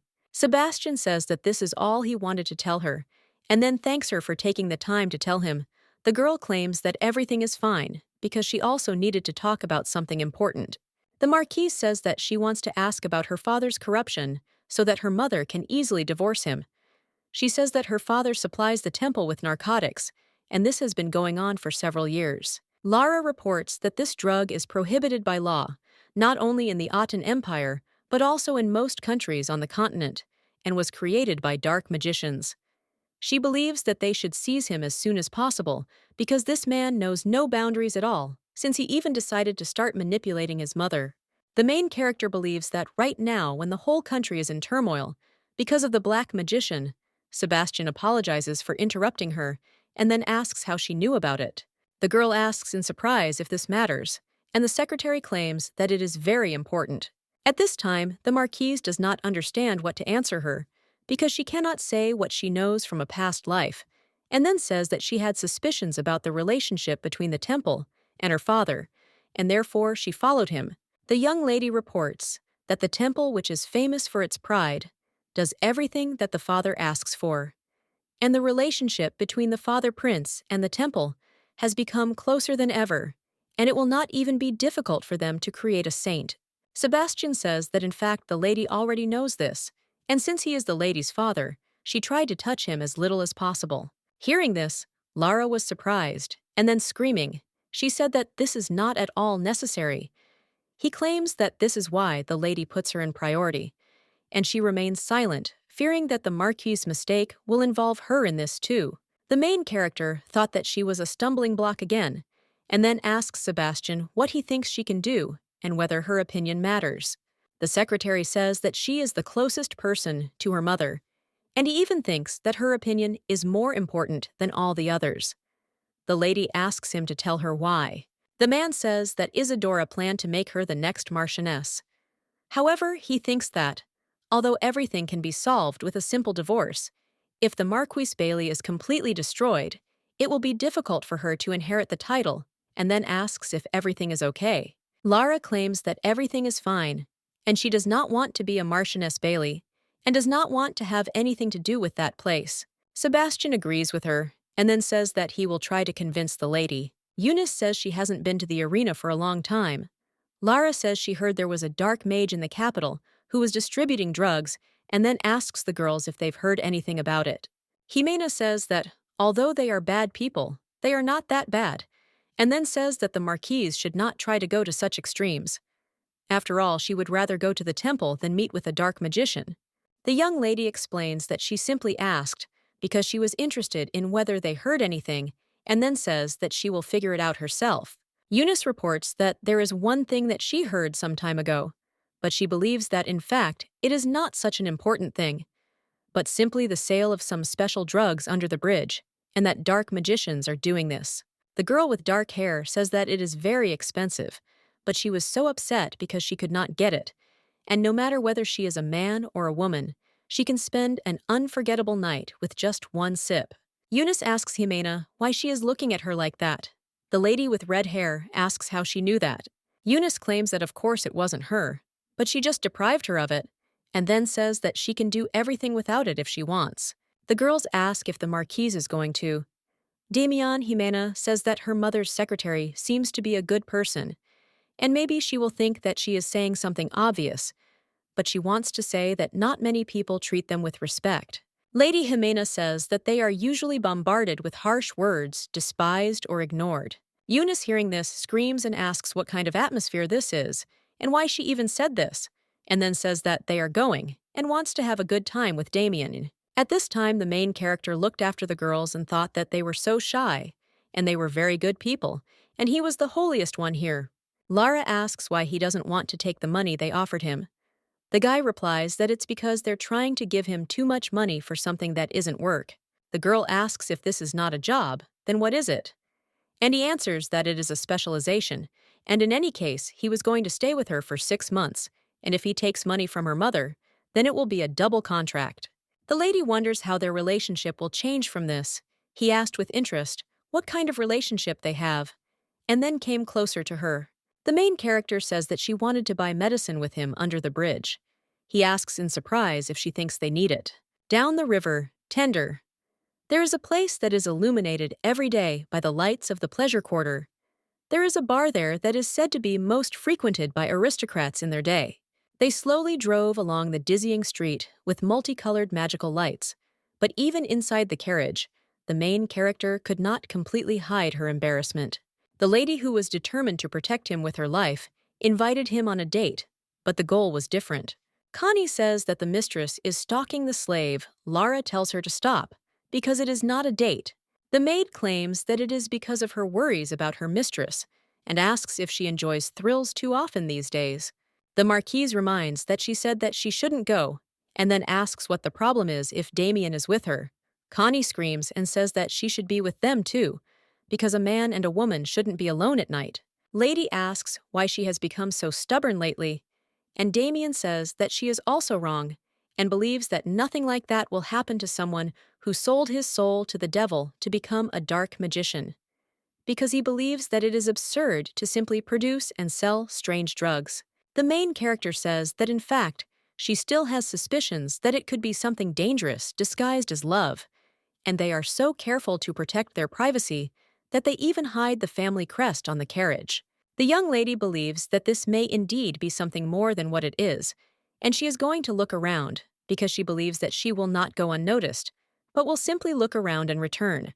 In a few minutes, the lady bought it, and the guy claims that it is worth checking, and when he opened the bag, he saw a bottle. And at this time, Lara remembered her past. The man says that he cannot believe that a saint came to buy something like that, and therefore thinks that this means that it is true that the world is about to collapse, and then asks how the daughter of the Marquise Belly is.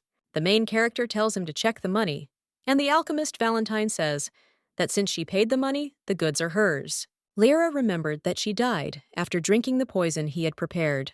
The man screams and says that this is not a scam, and the girl says that she will pay double the amount and give him twice as much so that he brings another one tomorrow at the same time. Connie turns to the lady and says that she will catch a cold, and the guy suggests going back. At this time, the girl thought that the current Valentine must be suffering from cruel treatment from her dark magician mentor. His teacher was a dark magician who secretly communicated with his father, and unable to overcome the insult and death threats from his teacher, he asked the saint to help him catch the dark magician in Otana.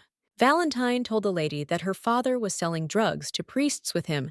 He asked her for help, but the girl did not believe him and claimed that her father was a religious man and coldly refused him. After this, Valentine did the same thing as his teacher. He became an alchemist who created drugs and poisons because that was the only thing he knew how to do. Lara reflects that if she had helped him, then perhaps he would not have gone down the same path as the teacher he hated so much. However, she believes that now she has the power to help him. Damien says he's already here. The lady thanks him for his efforts and asks if there are any results.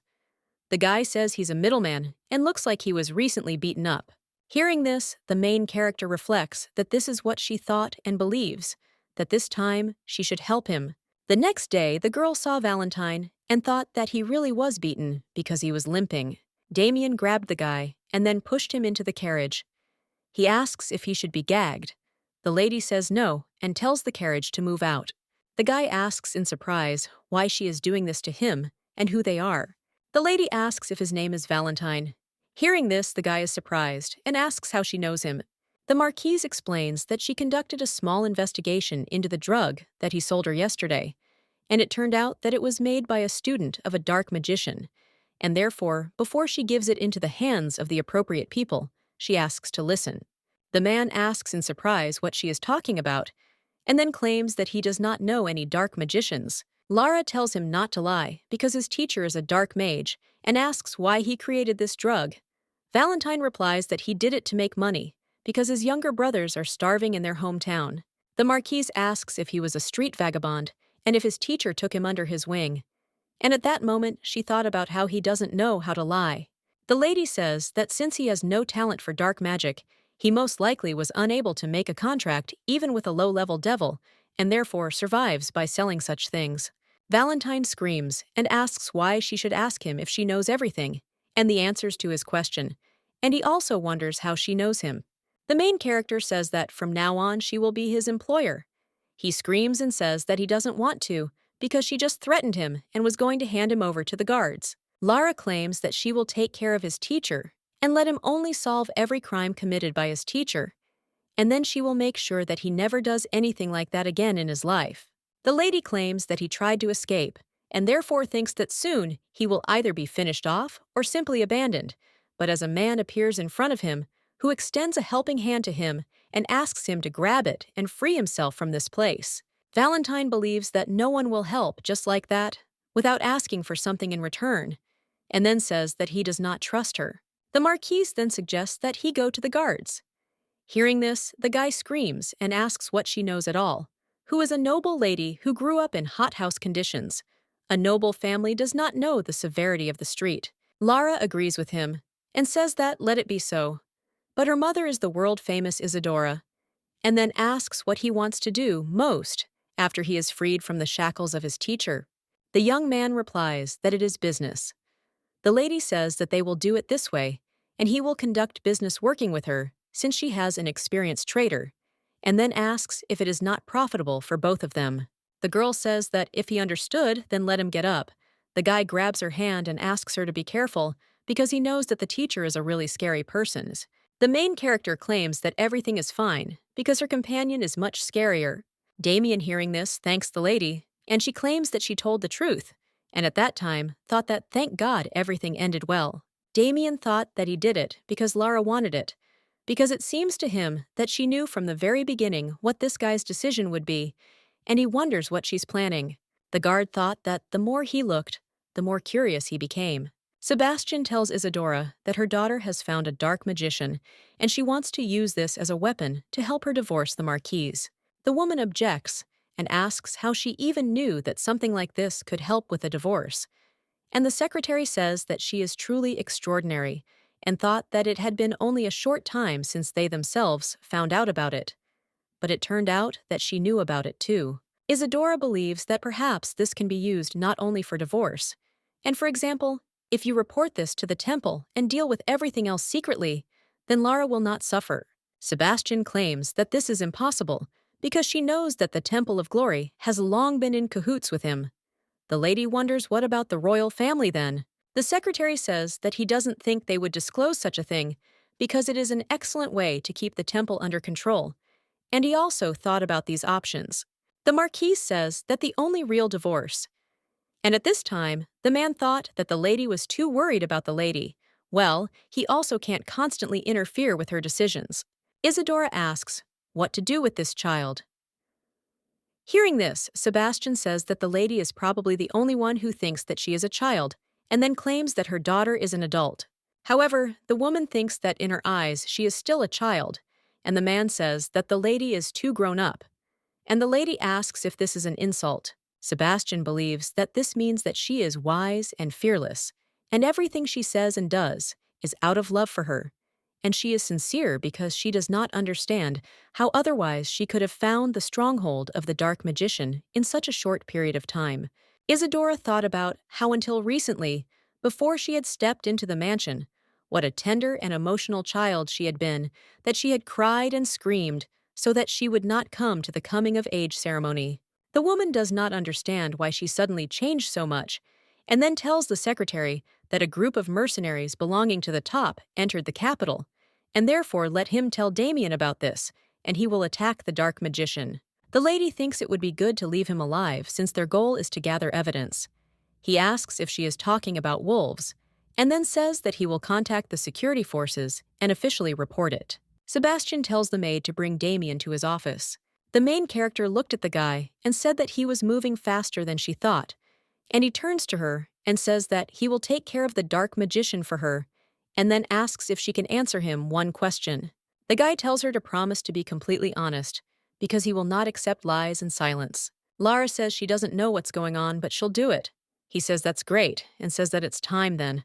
Isadora's mercenaries. The wolves say that it was very boring without work, and it was such a pity for the mistress's money that she wasted on them, but the young man thinks that it is better than before. The girl asks why they need so many people, and why they told her to take one more person, since she understands that they only need to grab one person.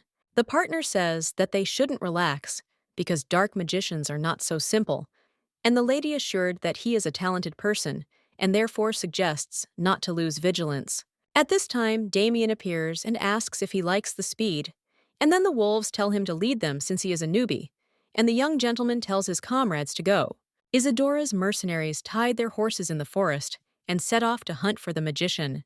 Damien shows them hand signals that mean stop, and at that time he thought that it should be here, and then says that this is not the right door, because the one needed is closer to the ground in the corner. The guy removed the slab and told the wolves to wait for him here, and then climbed into this gorge. The guys who were waiting were already tired and decided to follow him. The girl screams and says that the dark mage is attacking, and Damien tells them to stand still because it is him. The guy asks in surprise how it is possible to carry a corpse like that, and Damien says that he didn't know what else could come out of it if you carry it upside down, and says that this person has already died. The girl asks what happened. He explains that he came down, and a magic attack flew at him, and it was black magic, and it looked like it was trying to blow up the shelter, but he approached her to stop her from casting the spell. The guy asks in surprise if his magic attack flew, but he was still able to get close to her. Damien says that he cut off her fingers, and if she follows him, he will leave her alive. The mercenary reports that she put herself into eternal sleep by drinking poison, and he was supposed to stop her. The girl asks in surprise if he approached her while she was attacking. Damien explains that he broke her arm first, and she tried to blow up the shelter, and he took away her ability to cast a spell. The woman with dark hair says that he is crazy, and then asks if he knows that there is a dark magician here. The mercenary saw that the lady had arrived with a squad of turtles. There were many clues in the dark magician's hideout, and she took orphans and taught them black magic, promising to feed them well. This witch used demonic mana to make a potion, and then sell it to the priest. Evidence of poisoning, drug trafficking, and even human trafficking was found, and it turned out that every possible crime had been committed. Isadora presented all the evidence to the king. To ensure the fairness of the investigation, the guardian knights of the royal family were involved. The names of the priests who bought drugs from the dark magician were investigated, and of course, the Temple of Glory was turned upside down. The Marquis Bailey became worried and requested protection from the Temple of Glory. The prince thought that Mark from Bailey was still not sitting still, and he thought that he needed to cut off his tail here and stop communicating with him. Sidar turns to his father and says that, although there is no fact proving that the Marquis was directly involved in all this, he believes that he is undoubtedly an accomplice, and therefore proposes to punish the Marquis Bailey severely. The prince says that they need to use this as an example to instill decency in the nobles. At this time, the Marquis Bailey reflects on the fact that this is all because of that woman, because he gave her a commoner, the title of a noblewoman, and she does not know because of whom she became rich. The king wrote to the Marquis that considering that he had been a famous nobleman of Otan for many years, he gave him the opportunity to confess his Greeks on his own. but he must bow to the king and confess, since this was perhaps the only repentance that could be performed. At this time, the main character thought that this color reminded her of Damiana, because at this time, she came to choose decoration for the room. Eunice says that Lara looks happy because she smiles all the time and therefore thinks that something good has happened.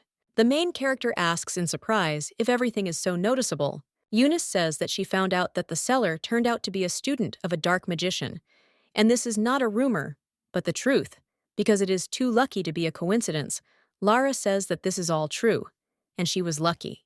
The lady with red hair asks if she has tried the drug, and then suggests that she try drinking it next to her handsome warrior. However, the young lady remains silent, and Eunice says that if she is not going to use it, then let her give it to her. Jimena reminds her that she advised her to do so, and therefore asks her to give this bottle to her. The Marquise screams and says that she doesn't know, and thinks that in any case, it was probably a fake, so she didn't even think to ask. Eunice screams and claims that it was a waste of money, and she just threw away 300 gold pieces. Jimena then asks to meet this alchemist, and then asks if she can meet him at her place. The lady asks why, and she answers to get a discount for familiar employers. Lara turns to the saleswoman and asks her to pack the things and send them to Isadora's mansion. And at that time, she realized that she did not think about this when she told Damien about the drug, and she does not know why she is so ashamed. The Marquise asks the girls if they would like something to eat, as she would like something light today. At this time, the lady's friends were grabbed by men who covered their mouths with their hands and told them to follow them quietly. The main character turns to them and says that she will go, but only so that they let these girls go. The man opened the carriage door for the lady, and she went inside. Lara claims that he knows she can't escape and then tells her to be released quickly. The man says that he heard that she has a hot temper, and at this time the girls are pushed, and they fall to the ground. The main character screams and says that this is different from what they promised, and the man asks if they were released, and if that is not so, and then covers the lady's mouth with a handkerchief. At this time, the Marquise thought that she could do nothing when she was being dragged like that, and her eyes were blindfolded.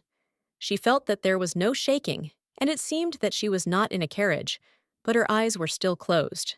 The girl thought that, although one could tell without looking, they were definitely dressed in the uniform of the Marquis Belli family. Her father took off the blindfold and said that they hadn't seen each other for a long time, and as she thought he was the only one who could do something like that. The Marquise agrees with her that they haven't seen each other for a long time and asks if she's been doing well. The daughter thinks that he's not doing well and says so.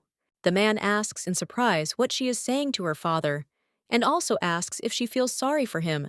The girl asks if she feels sorry for the one who kidnapped his own daughter, and also wonders if he really thought that the corrupt temple and the cunning prince would remain faithful to the end, and believes that it was only because of this that he kidnapped his daughter. Hearing this, the father got angry and then hit the girl in the face with all his might, and then said that she had just arrived, and such dirt was already pouring out of her mouth. He said that he had contacted Isadora, and therefore suggested that she wait patiently. The man says that although she is stupid, she will definitely accept his offer, and therefore he will free her as soon as the issue is resolved. Lara tells him to stop cursing at her mother. He screams and tells her to shut up, and then tells her that he is about to be thrown out of the country because of this woman, and asks if she is only worried about this vile villain. At this time, the main character reflects on the fact that she thinks that he was threatened with deportation if he does not confess to his actions, and she does not understand why he made such a stupid choice, got into a dead end, and cannot make informed decisions. The Marquise says that if only she were like him, a noble and elegant person, but in the end, she took after her mother. Lara says that if he wanted to gain power by selling his daughter, he should have done everything carefully from the very beginning, and then asks why he continues to blame her mother for ruining everything. The Marquise hits the girl in the face again and says that he told her to watch her mouth, because such nasty words should not come out of her mouth, because she is his child, so naturally she will help him. The girl says that he didn't give birth to her, but is trying to use her, but since it doesn't work out the way he wants, he simply takes out his anger on her. The father throws a vase of flowers at her and says that the relationship between parents and children is determined by heaven and claims that she is going against it. The daughter asks how dare he say such a thing, and does he deserve it? In a past life, when they learned that they had to make a sacrifice to the devil, Prince Sidhar at least pretended to be concerned. The Marquis Bailey's influence rested solely on the image of his daughter as a saint. His position would have been difficult if he had belatedly awakened to paternal love and had blamed the prince for everything. The main character realizes that the person who most actively suggested sacrificing her was her father. The prince said that life is essentially over, and even if she stops breathing, the fact that she is Bailey's daughter will go down in Otan's history, and for people, this is the only way to live forever. The great saint who sacrificed herself to save the kingdom was a Laviori. The great father who raised this saint, and the main character understood that this must be the very picture he so carefully painted, but there was no place for her in this picture. The father asks what else she can't do, and then screaming claims that her mother may have given birth to her body, but the blood flowing in it belongs to Bailey, and therefore naturally he is allowed to decide everything. Hearing this, the daughter smiled and said that she understood, and the man said that she finally realized it. Suddenly, Lara falls to the floor, and her father asks her in surprise what she is doing. The girl explains that if the red liquid in her body is his, then she wonders if they shouldn't just pour out all this dirty liquid. The man asks how she dares to do this, and also wonders if this is really his daughter, because he does not understand how a person can change so much. With a broken forehead, the daughter looks at him and smiles, and then claims that it was he who made her this way. At this time, Isadora read a message from her husband, which said that if she wanted to save her daughter, she should collect the required amount. Sebastian turns to the lady and says that the Marquis Bailey, even if he gets what he wants, still will not let Lara go so easily. The woman tells him to contact the guardian knights of the royal family and report this. Isadora turns to the wolf mercenaries and tells them to send Damien to the Bailey mansion right now, and he must do everything possible to save Lara, even if he has to kill everyone. She will take full responsibility. At the same time, Lara, lying on the bed, thinks about how to get out, because she understands that all the doors and windows are locked from the outside, and she will not be able to open them from the inside. The girl remembers the servant's story, that she does not know the story about the ghost living behind the curtain, because at night he opens the curtains and comes out to harm sleeping people, but the ghost is afraid of fire. At this time, the main character thought that now she understands why she has to sleep with a lit lamp by the bed, and she thinks that these are absurd stories that Connie told. Lara reflects on the fact that she wants to take back her words about not reading strange books. However, she understands that the Marquis has locked her up and is starving her, and believes that she will cry and beg for mercy. The Marquis said that he would release her when the time came, and therefore she should sit quietly until that time, since she was now a tool for negotiations and had value at least in that. The young lady thought that just by looking at the fact that he freed her hands only because she shed a little blood, it becomes clear what kind of value she represents to him, and then tears down the curtains. The girl opened the closet and said that she no longer needed these clothes, and then threw all the things on the floor. The lady became interested in whether there was anything that could block the door. Meanwhile, the guards who were sitting by the door were drinking wine. They heard some noise and told the lady that it was useless, and therefore suggested that she just sit silently. Lara lights the candles and asks what he said.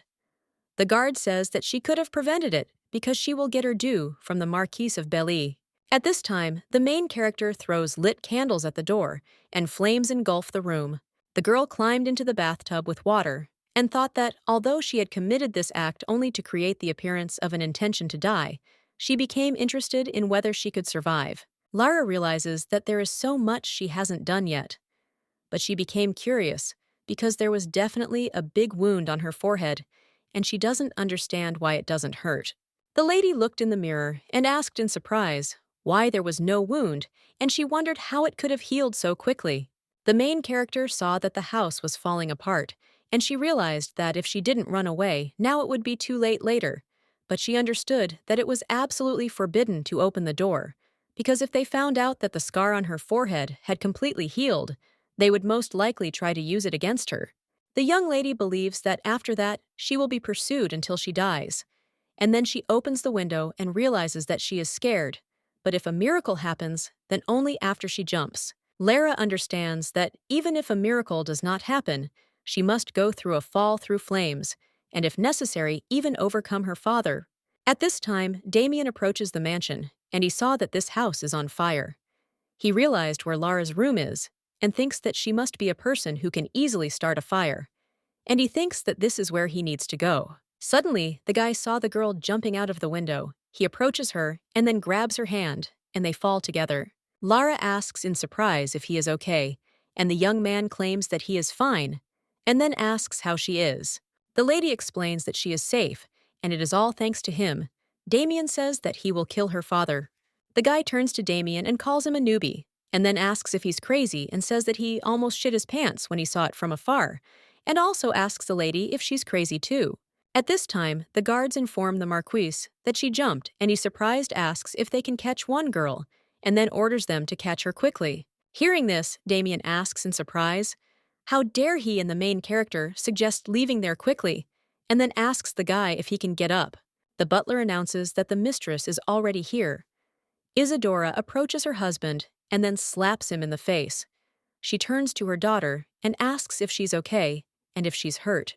Lara assures that everything is fine now, and her mother says that she missed her very much and was so afraid that she would never see her again.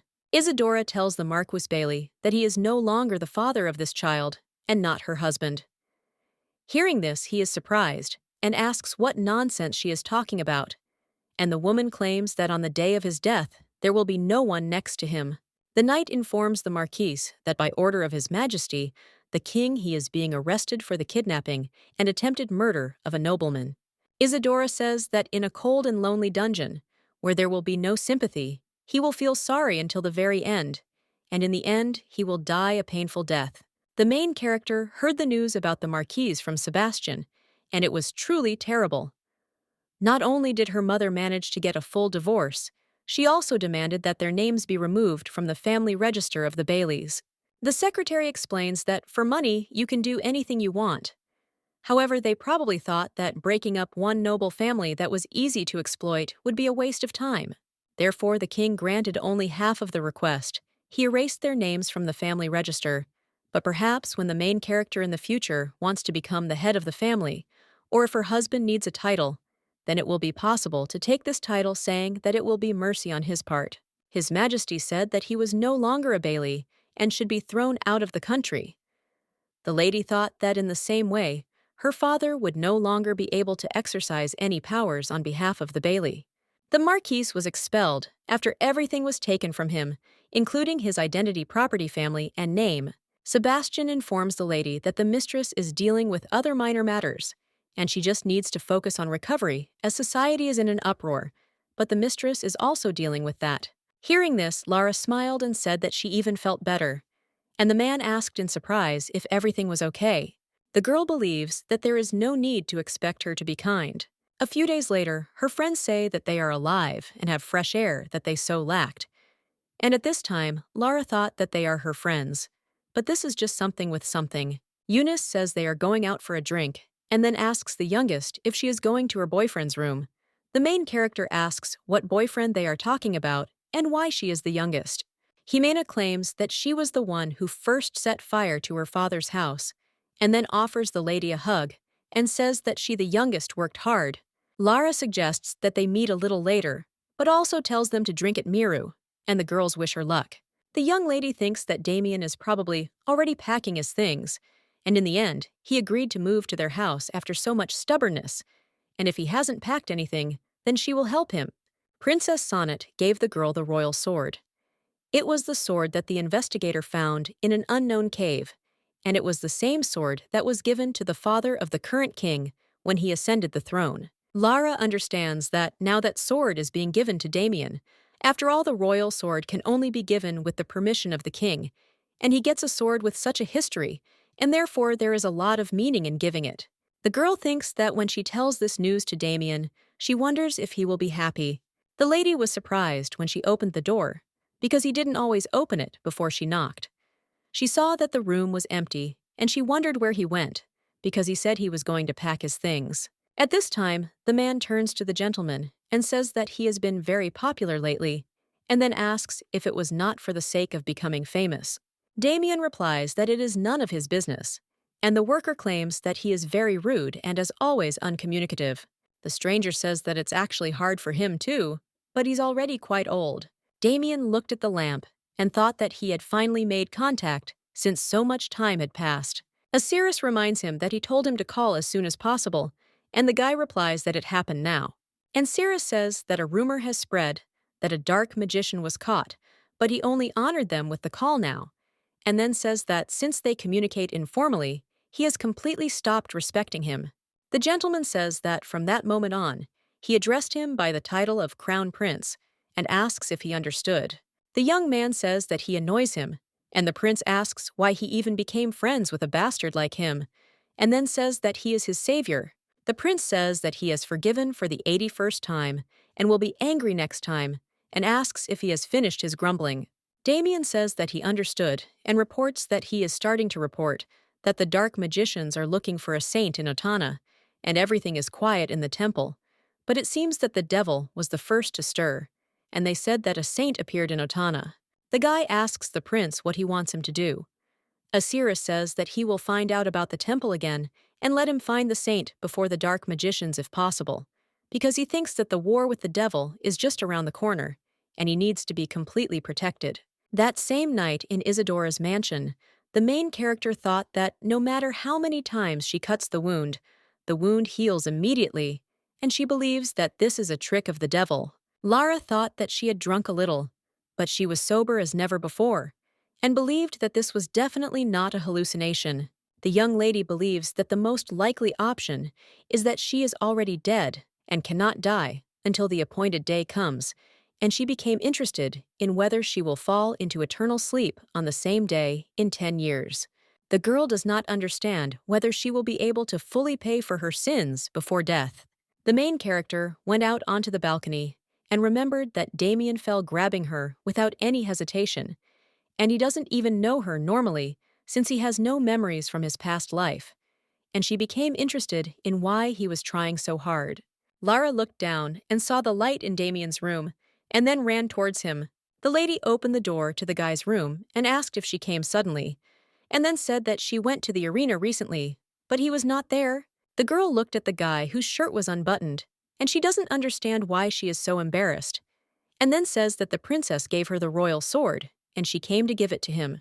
Damien apologizes, and she asks why he does this. The guy asks if she is not disappointed that he was not there when she came to visit him. Lara replies that she wasn't disappointed, but felt a little strange, but it's not that she didn't like it. He offers to let her go first and give her the lamp too. The lady says that she rather felt a little sorry because he fell when she was grabbed, and it must have been very painful, and the guy claims that everything is fine because he is her knight. The main character turns to him and says that if they had not met in the arena that day, they would not be sitting together now. And if someone is as good as he could go anywhere, even without having a mistress. Damien asks why suddenly, and she wonders why he kissed her then. But she understands that although she knew him, he must have seen her for the first time. Hearing this, the guy asks intently what she said, and at that time, the main character realized that she had made a mistake, and then tells him to pretend that he hadn't heard it. When the lady was about to leave, the guy grabbed her hand and reminded her that she promised that if he destroyed the dark magician for her sake, she would answer his questions. The young man says that he wants to ask now what she knows about him. The guy says that she recognized him from the very beginning because he was not familiar with her, but she definitely knew him. Damien says that the dark magician who tried to kill the princess is that boy's mentor and Marquise Bailey, because at first he thought it was a premonition, but it seems that it is not so. Lara sits down next to him and says that this is not a precognition, and then asks if this is his question. He answers that it is. The girl asks if he can trust her. If she tells him honestly, the guy says he will try and then strokes her hair. At this time, the main character thought that she would have to admit this someday, and then says that they had a completely different relationship. Lara reveals that this is her second life. She explains that long ago in her past life, she set him up and used him. As if that wasn't enough, she drove him out onto the battlefield, and countless people were killed because of her. The lady explains that at that time, she was crazy about the Prince of Sidhar and was a puppet who did everything he wanted, and the prince used it. The Marquise says that she still doesn't know why, but even in his past life, he continued to return to her. The main character thought that now that she said it out loud, something became clear, and even then she felt comfortable around Damien. The girl says that in her past life, she was a sinner and accused people of spying for the Empire's benefit. She accused honest people of various evil deeds and even tried to make him a target for the Empire. Lara says that one day, when similar situations began to repeat themselves again and again, he asked her why she hated him so much. The lady thinks that it is too late, but she would like to answer, at least now and then, claims that she never hated him, but on the contrary, she was drawn to him. The main character explains that now she is strikingly different from the one she was before, so she can say it out loud. But then, not having received an answer, he left Otan forever. The young lady doesn't know what she should say and how to tell him because she knows that she died pretending to be a false saint. Damien looked at her and said that if it was hard for her, she might as well not continue. And the lady said that she had committed suicide because she no longer wanted the Sitter prince to use her for his own interests. Lara says that after this, at the moment, when she thought that her insignificant life had ended in this way, she opened her eyes again and found herself in the past. The guy asks if that's why she immediately went to look for him, and also wonders if she's trying to use him again. The main character explains that she wants to correct her past mistakes and wants to apologize to him. Damien says that if the conversation is painful, he can stop it.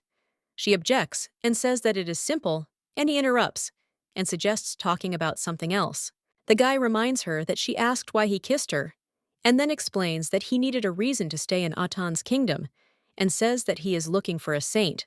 The young man explains that he initially studied the movements of dark magicians, but long ago he was given another task, and was told to find the saint and bring her to the Empire. Damien says that he is here to do his job, and therefore suggests that he no longer make these ridiculous apologies. Hearing this, Lara thought that thank God, and then says that if he wants to get information about the dark magicians of Otana, then it will be convenient for him if he belongs to a noble society, and then says that she knows little about the saint. The girl says that she will go to the temple and find out some information, and thinks that it would be great if she could tell him something right now. The main character reflects on the fact that even if she were a fake, she should know at least a little information pretending to be a saint, because before she had no thoughts at all, and says that she will help as much as she can.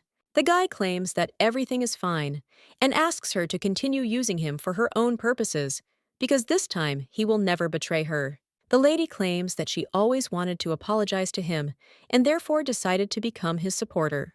The young man suggests that she stop, and then explains that he simply asked and believes that their entire relationship was based on her guilt. He wonders what she will do once she gets rid of her guilt. Lara says that she is going to give him freedom so that he can be free, and then says that in his past life, he became a king, so he should not be here. The guy heard this, smiled, and said that what she was saying now seemed to him like the delirium of a person who had a nightmare, and that's why she was just trying to tell him to leave because of the nightmare. The main character claims that it was not a nightmare, and it really happened. He says that he understood, and then says that he will always be there for her, and when she wants, he will get everything she needs. At this time, the girl does not understand why it seems to her that misunderstandings are only becoming more. He tells her to go to her room because it is already late and she needs to rest. The next day, Lara and her maid came to the temple. Connie greeted the priest and asked if there were any records about the saint. The Reverend replies that the 6th through 22nd slabs contain records about the saint. She says that she understands, and then thanks him. Connie asks the lady why she is suddenly interested. She replies that she needs to find out something here. The lady says that this is slab number 6, and they need to see 16 more of these. The maid says that their eyes will flow out while they read it. The Marquise turns to her and asks if she can watch those outside, and then says that she will read it herself. The maid suggests starting together because they will read everything faster. The lady says that if a rumor starts that she visits the temple, her damaged image will improve again.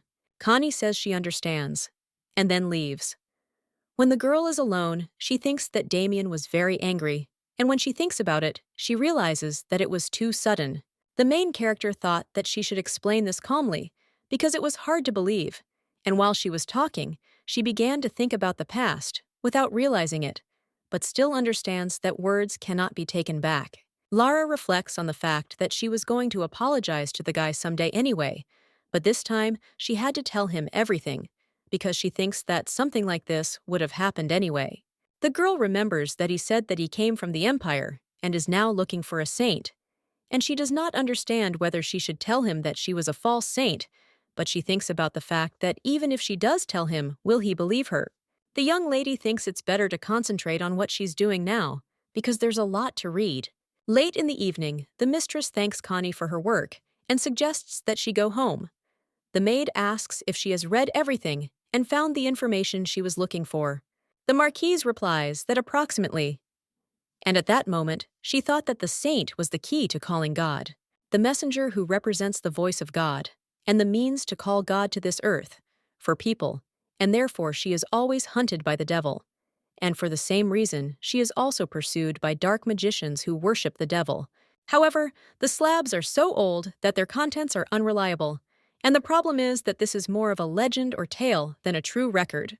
Lara reflects on the fact that she didn't even think to understand everything, she just found out what it is. And in any case, one thing is clear, that she is not a saint. And if God really exists, then she could in no way become a saint by deceiving people and making them unhappy by pretending to be a true saint. The main character thought that after reading the notes, she felt more confident and could not believe that she was transmitting the voice of God. The marquise believes that if the being who gave her a second chance at life was an absolute personality contemplating the world, then it would be the devil and not God. Sebastian greeted the lady and asked if he should do as usual, since she had just returned, and was wondering if she should set the table for dinner. The lady says that there is no need to worry so much, and he says that he will take her there, and then says that she has received a letter with an invitation.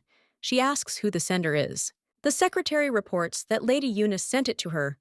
Lara realizes that it is an invitation to an end-of-summer party. Connie asks the lady if this is an event where you go with a partner, and thinks it is very important, and then asks if she can refuse. Lara says that she doesn't have a man who would become her partner, and the maid asks if she can just take Damien with her. The lady asks if Valentine would be suitable, and Connie reminds him that he is still afraid of her, and thinks that it is of course good that she saved him. But starting such a relationship is another matter. The lady asks about Sebastian, and the maid says that he is always busy. The main character thinks that she should refuse. The maid asks the mistress if she had a fight with Damien. She replied that it was a pity, but she had a fight. The maid says that there are still a few days left, and therefore thinks that during this time, she will be able to find someone.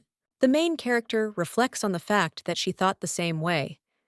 And the next day, she asks Eunice to introduce her to a man. The lady with red hair asks in surprise if she has made peace with him since several days have passed. The marquise claims that it is not that easy.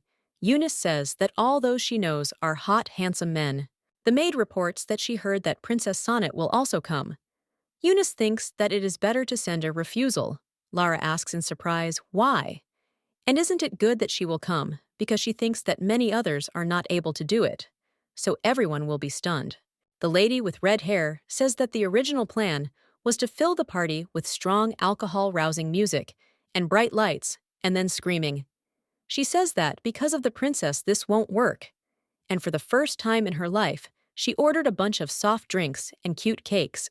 The main character says that she is great, and since it turned out this way, she needs to enjoy it, and then asks if it is impossible to do without a man, if it is such a healthy party, and also asks if she can come with Connie. Eunice objects and does not agree to this, and the girl asks why. She answers that it is not funny. The maid asks if she needs to dress up as a man, and the mistress answers that she is shorter than her whore. Connie wonders if she hates short men. The lady suggests she ask that question when she becomes a man. Eunice wonders who the princess will come with, because she understands that usually it is the father, older brother, relative, or the guardian knight. She says that His Majesty the King will not come, because there are rumors that the prince is a criminal, and asks if she thinks that the princess will come with him to her party. The lady with red hair believes that since the princess is already 14, she will most likely come with the guardian knight. Lara believes that, at this age, she should already know everything, and does not think that the princess will choose her brother or father. But due to her status, she cannot take anyone with her. So in the end, she will only be able to come with a ceremonial knight. The main character asks the maid if there is a man's tailcoat that she can wear. Connie says that she will go and look for it. Eunice asks the lady how she can do something like that, and Lara asks her to keep it a secret from Jimena, and then asks if it wouldn't be more interesting because of the surprise. The princess asks her brother to become her partner, but he tells her to leave because he is busy and find herself another partner. Sonette knew that he would refuse her, but he looked at her so coldly, and the ladies of Otana adore her brother, and if she took him with her, she thought that it would improve the relationship. The princess does not know whether to go alone or not at all, but she understands that due to political circumstances, she cannot take anyone, but she does not like to communicate with the guardian knights of the same age as her father. Sonet thinks that she always dreamed of such a party, where grown girls confidently drink and dance, because it is a place where everyone can relax, regardless of their status. Her Highness thought that above all, she would like to see Lara. At this time, a maid approaches her and informs her that the lavière requests an audience and asks if she had any prior arrangements. Hearing this, the princess orders that she be released, and then says that Lara is no longer a Bailey, and therefore from now on asks to call her Isadora's daughter. The main character greeted the princess and said that she came to apply for an escort. The prince asks if she is going to go where all the vulgarity of the empire is rolling down. And the woman says that she thinks so because she was excited, and also Lavière. Bailey appeared in a tailcoat as her partner. His Highness says that the maid informed him of her actions because the princess is in puberty, and she probably wants to have fun. And if she continues to hang out with these stupid girls, then everything is fine. The prince thought about Lara and realized that although the Marquise had been expelled, Isadora's reputation would have been more than enough to compensate for the shortcomings.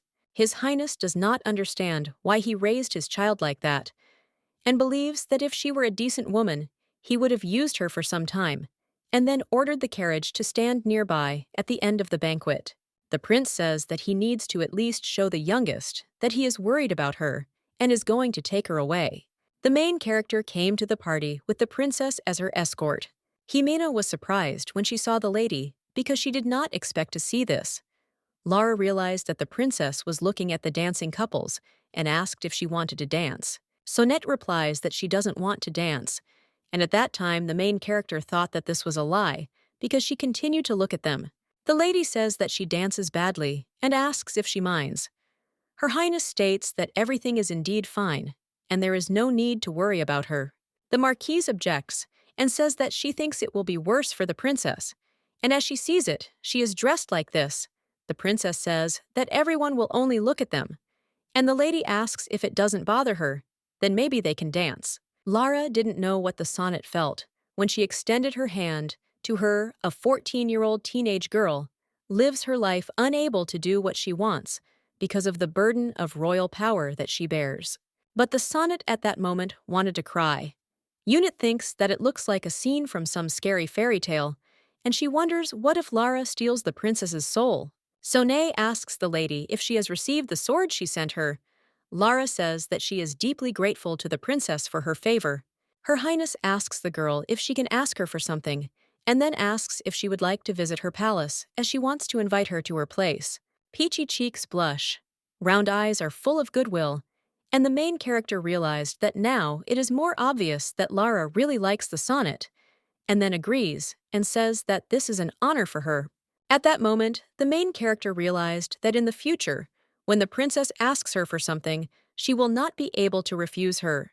The man tells Damien that their gentleman has been urgently requested. He asks why, and the man says he doesn't know and can tell him how to end the conversation. Acharis tells the guy that he has urgent business and then says that it was not just a rumor that the magicians were talking about, but a revelation from God that came to the Temple of Glory in the Empire, and Mr. Ha said that he heard it from the priests. Hearing this, Damien asks in surprise what kind of nonsense this is, and then claims that God left this earth a long time ago. Temple of the Empire. Tarragon and the prince says that there is no significant difference, in which country the Temple of Glory has become corrupted. The reason why the Imperial Temple was considered the best on the continent was because the Imperial Temple, according to historical data, was a refuge where the gods stayed. The sacred place where the gods descended to take care of the world before leaving this earth is the Temple of the Tarragon Empire. But in both the empire and the kingdom, the Aten temples became a corrupt group of which only a shell remained of righteousness. Damien says that the temple must be lying, and the prince says that he doesn't believe it either, but he feels uncomfortable. And the problem is not that a revelation has come, but in the content of this revelation. Because God himself said that a saint has appeared. Hearing this, the guy screams and says that these priests said such things because their pride was hurt, because the devil spoke first, and they clearly know where this information came from. But they declared it a revelation from God. Damien knows it's been over 100 years since those bastards could hear the voice of God. Osiris says that the temple does not disclose this information because it could cause confusion, and they said that they will wait until the saint is found, and this is naturally an excuse, but over time the information will still spread. The guy says that he understood only one thing and thinks that for some time he will not even go near Tarragon because it irritates him. Damien thought that he was originally going to return as soon as he found the saint, but he realized that everything went wrong. The prince says he is free and asks what the situation is in Otana. He says all the dark mages have gone into hiding, but thinks he will have to contact Otana's sonnet because they see the princess as a strong candidate for sainthood, and therefore think that the mages will soon appear nearby again. Osiris asks in surprise if he can come to her, and the guy claims that of course he can and he will do anything, and then says that he will take care of it himself. Damien sat on his horse and thought that in order to get to Sonnet Otane, he needed to enlist Lara's help, and this was a natural way to complete the current mission. However, the guy does not understand why he is angry and thinks that it is because he is not the Damien she knows, and she should not feel guilty in front of him. The young man reflects on the fact that he also has no desire to receive compensation for the misfortunes that he did not experience, but he does not know what this feeling is that makes him feel happy next to Lara. The guy thinks that Lara imagines that she met him in a dream, but considering that she knows information about him that he has never mentioned anywhere, this is not so clear, and it seems to him that she has some degree of prevision. Damien reflects on the fact that if Lara sees him in her fantasies of this world, then he is exactly the opposite because he sees this world as one big performance. People are actors who speak and move as written in the script, and it is like an illusion that disappears when the play ends. And even if they communicate with him and look into his eyes in this huge world, the only people whose lives are intertwined are actors and actresses. Damien knows that he has always looked at them alone from the point of view of the viewer, and their only Lara seems to him a real person and not an actor from a script. And thanks to her, this world which was for him just a black and white play was painted in bright colors and filled with life. The guy understands that he had such a feeling for the first time, and until now there was no place where his slave would be recognized as a human being. After all, he simply fought, without even knowing what the words friend and enemy, justice and injustice mean. The young man survived by collecting rotten meat and eating what was in the pockets of the dead. And after he became good with weapons in exchange for housing and food, people began to try to use him as a shield. Damien was thrown into the dangerous and intense battlefield, and one day he saved His Highness. Before meeting Lara, only one character treated him as a person, as an equal to himself, the successor of the Tarragon of a huge empire, covering half the continent of Acaris, Elin Tarragon. The loyal subjects supporting the Acaris were not happy with the presence of a former slave warrior next to the crown prince. When a political movement threatened his life, the prince told him to go to Aten to check the movements of the dark mages and report back. Damien understands that in order to protect his life, he gave him an order and also told him to meet the person with whom he wants to spend his life and fall in love. His Highness announces that he will erase all records of him remaining in the empire and will also try to erase the name of the slave warrior named Damien. However, the guy claims that this will never happen because he will die in battle. Hearing this, the prince screams and says that he is a crazy psycho and tells him to have at least one wish in this life. Osiris asks him why he thinks he lived to see this day. The young man replies that he was strong enough, But the prince objects and says that it is because there is someone he has not yet met. Connie saw a guy and thought that this was the Damien who disappeared for a few days. He says that he has a question and then asks where Lara is now. At this time at the ball, the butler announces that His Royal Highness has arrived. Eunice turns to the prince and says that he visited such a worthless place, and she doesn't even know what to do with herself, and therefore asks him to come in and decorate this unsightly parties. Cedar thinks that he seems to have caused some inconvenience, and so tells her not to worry, and then informs that he came here because he was worried about his younger sister. The lady asks in surprise how he can be so kind, and she would like to have such an older brother. At this time, the main character thought that the atmosphere was so good, but he ruined everything. The ladies treated him kindly and were simply charmed by the princess's prettiness. The sonnet tells her that she must go because her brother is a difficult person, and when she asked him to accompany her, he very coldly rejected her request. The main character knows that he didn't care that the princess had problems with her partner, but in order to strengthen his authority in the eyes of the nobles, he now pulls such tricks. And she understands that he is still like that, and this gives her peace of mind. Lara ponders that if he is the same pathetic person she knows him to be, she wonders if she can handle him. The princess thanks the lady for being her partner today, and then says it was a lot of fun. The girl claims that she will accompany her to the end. The prince asks the sonnet if she had fun today, and then turns to the lady and says that she is now the daughter of Isadora, and thanks her for accompanying his sister. Cedar thinks that men's clothes suit her very well, but he imagined her as more feminine, and then asks if she made her voice rougher since she is now in a male image. The lady replies that she is only kind to the people she likes. His Highness says that he almost forgot, and then says that he regrets the tragedy that happened to her family. The prince says that they say that pain is relieved if you share it, and if she needs a friend, then let her come to him at any time because he will definitely help. The main character claims that everything is fine and that he shouldn't worry, and at that time, she thought that it was difficult to speak clearly because he thinks that she doesn't understand that this is how he wants to get closer to his mother. The prince takes his sister and says that it is time for them to go, and suggests that they see each other next time. Jimena turns to the lady and asks what's wrong with her face and why she's like this, and also wonders why she hates the prince so much and what happened. Eunice says that's enough of this, and then asks why they continue to talk about people they don't like, since the princess is no longer here.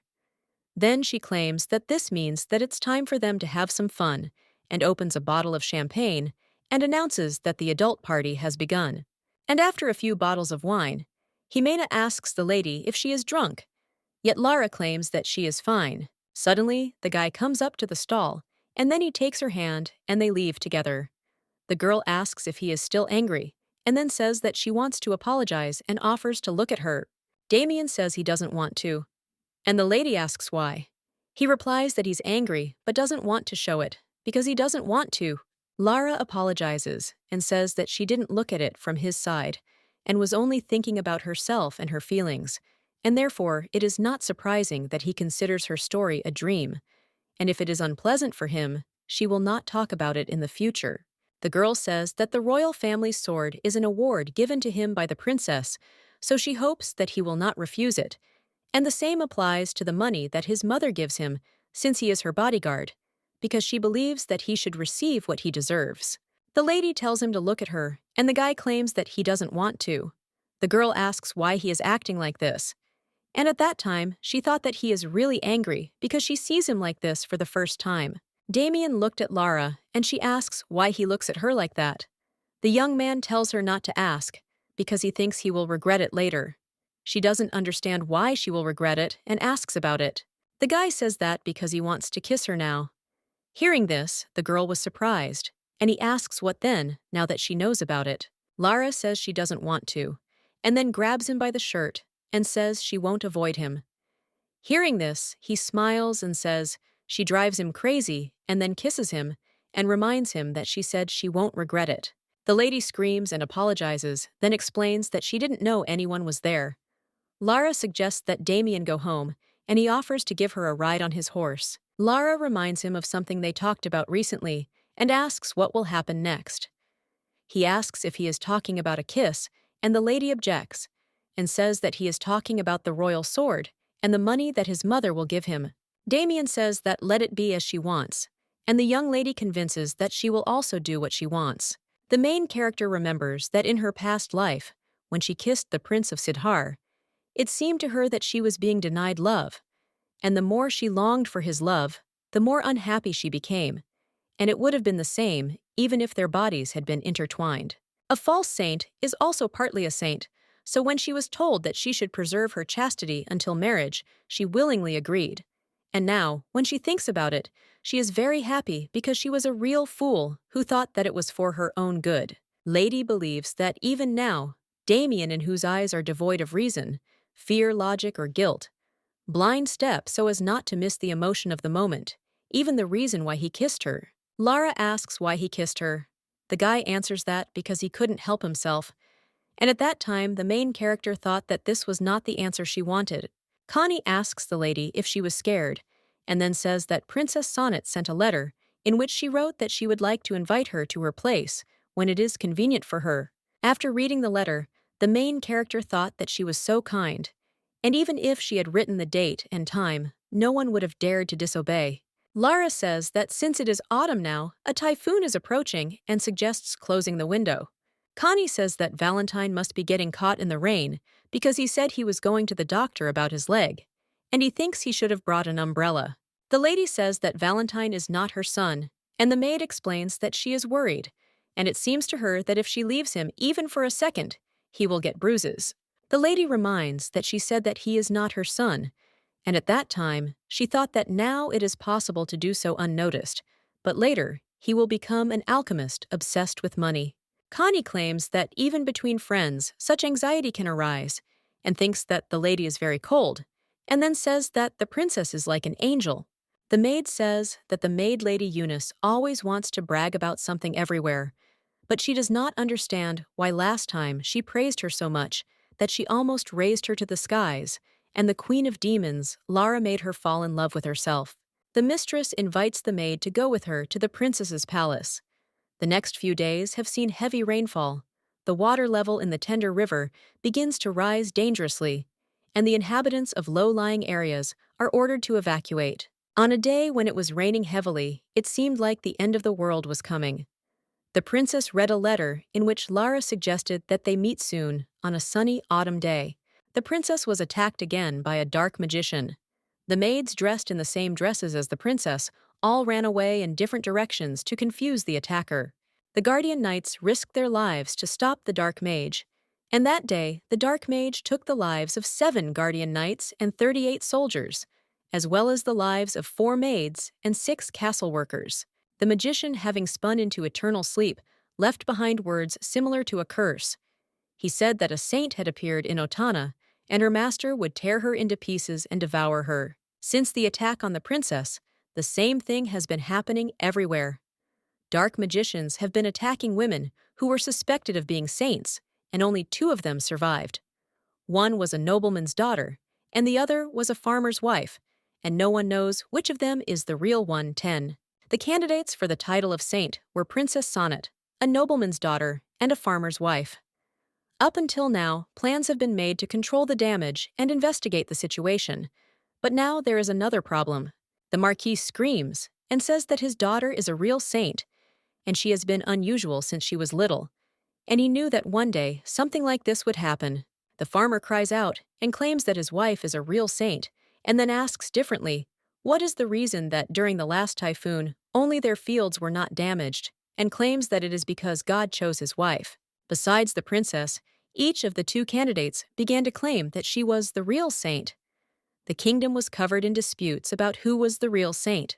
The Temple of Glory is the one who should come to the forefront to resolve the matter, but they remained silent. At this time, the main character thought that the temple also does not know anything because God has long since left these lands, and she believes that in any case, this is something that has never happened in the past, because at that time, neither God nor the devil gave such revelations. The girl thinks that they have been doing this scam with the saints for too long, and it reminds her of her past and makes her feel uncomfortable. The mother asks her daughter how she is, and the young lady claims that everything is fine, and then asks what the mother thinks about the candidates for sainthood and which of them is real. Isadora says that she thinks that they are all fake. The daughter was surprised to hear this, and the mother says that God is silent, and if the saint really appeared, then a huge miracle would happen, which everyone would pay attention to. The lady says that the resurrection of the dead is a prediction of future events, or the use of divine power that no longer exists. At this time, the girl does not understand, but for some reason, she felt uneasy. Resurrection is not a prophecy, but she knows something that will happen in the future. A body that heals itself no matter how much it is injured. Lara thought that if she really was a saint, then it would have been the same in the past. But then she definitely didn't feel anything out of the ordinary. The young lady asks, "What if the princess is a saint and she wonders what will happen next?" The mother informs that the king's power will outweigh the temple's influence because the princess is from the royal family. Isadora says that then when the temple wants to keep the royal palace under control, the royal family will ask for the safety of the saint. The daughter asks, "What if the royal family refuses to give up the saint?" She replies that the temple will declare war on the royal family, and Prince Sidhar has already suggested such an outcome. The woman says that there is a high probability that if the princess turns out to be a saint, he will betray the king and sell the princess Sonnet to the temple in order to take the throne. The main character wonders whether the prince will make a puppet out of the saint. And the mother says that the princess is sweet but not simple. However, she does not understand why the king would appoint his daughter, who is 10 years younger than her adult brother, as the next king. Hearing this, Lara thought that it was true, because in the past, she had fallen for such a trick of the prince that even a princess who was only 14 had not fallen for. Lara asks, what if she were a saint? Hearing this, the mother was surprised and asks if she wants to become a saint. The girl says that, of course not. Hearing this, Isadora says that thank God, because she believes that it is better not to do such troublesome things. She says that, at the moment when people are on her side, it may seem that her strength and power has become greater. But over time, she will understand that it is impossible to please everyone. Mother says that if one person fulfills his wish, the second will come to her as another. And if she does not have the strength to fulfill it, he will get angry. Later, for the sake of saving one person, he will receive the wrath and resentment of the whole world. The woman says that she will be between the royal family and the temple, and will be used for political purposes. And on top of that, she will always have to take the initiative in dangerous and difficult tasks. The lady says that God is great, so it is enough for him to just look down from above. But since she is a holy person, she will be in pain all the time, and living for the sake of others, she will lose herself. Mother says that she shouldn't worry too much about Princess Sonnet, though, and the royal family probably already knows that she's not a saint. At this time, the main character thought that she was not worried about the princess, and the woman says that this is not a sonnet. It is she who is worried, and therefore thinks that it would be good if everything went without any serious problems. A few days later, public opinion was leaning more towards the farmer's wife as a candidate for the role of saint. The nobles, with their daughters in the vanguard, also tried to scream and beg the saint to embrace their child at least once, and also asked her to touch their hand. Eunice asks whose idea it was to go out today, because there are too many people here at this time. Jimena asks if she thinks she knew it would turn out like this. In addition to all this, there was a wonderful story about a typhoon that only missed her fields.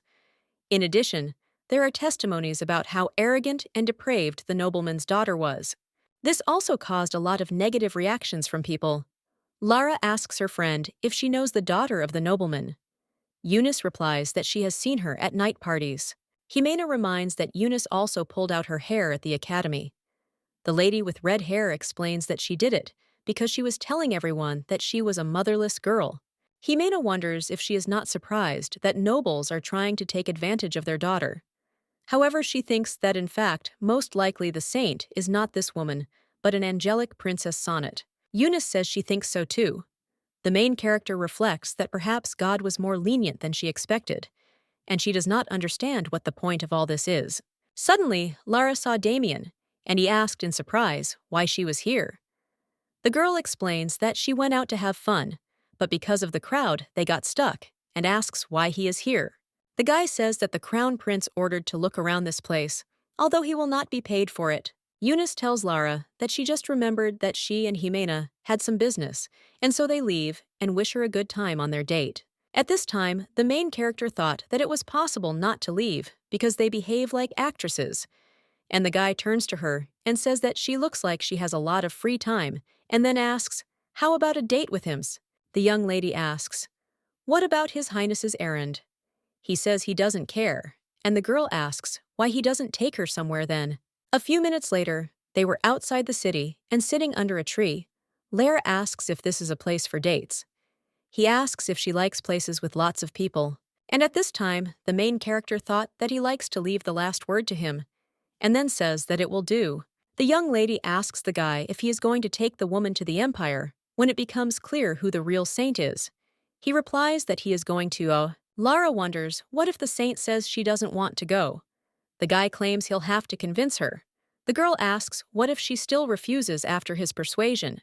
Damien says that then he will have to come up with something else. The lady asks, what if he never finds out who the saint is? He thinks that Axorus will give him another assignment, and then suggests that she just tell him not to leave. The young man says that even if Asarur orders him to return, he will simply refuse him. She asks if he is not his subordinate, and at this time thinks about how he was the person who saved the crown prince during the war. She thinks that they are very close. The boy asks what she is thinking, and the lady asks if he can tell her why His Highness needs a saint. The boy claims that this is a story that everyone already knows because of the battle with the devil. Saints are necessary in this war with the devil, and they are the most useful. Damien says that Acarus is gathering its forces in preparation for war, and the reason why Aten was excluded is because this country was too weak. The young man believes that if a country can be turned upside down by just a few dark magicians, then when the devil appears, there won't be ashes left in a second. Lara asks if they take the saints because they are useful in the war against the devil.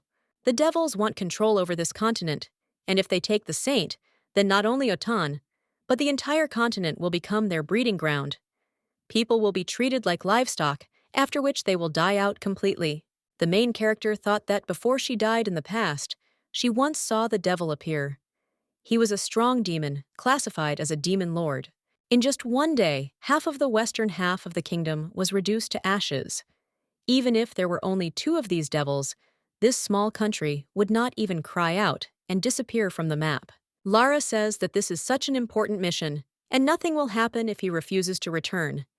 He says that the Osiris also does not expect any loyalty from him.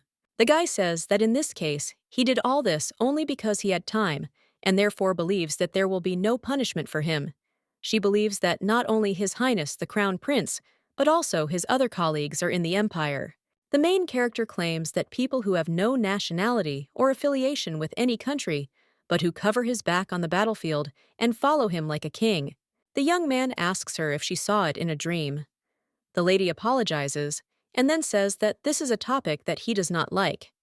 He tells her to wait a minute, because he thinks there was a slight misunderstanding. Lara wonders why he got angry last time, and she claims that everything is fine, and she is not disappointed, not because he does not believe her. However, if she were in his place, she would also think that this is madness. The girl says that she does not want him to disobey the order, and stay here because she believes that this has absolutely nothing to do with her.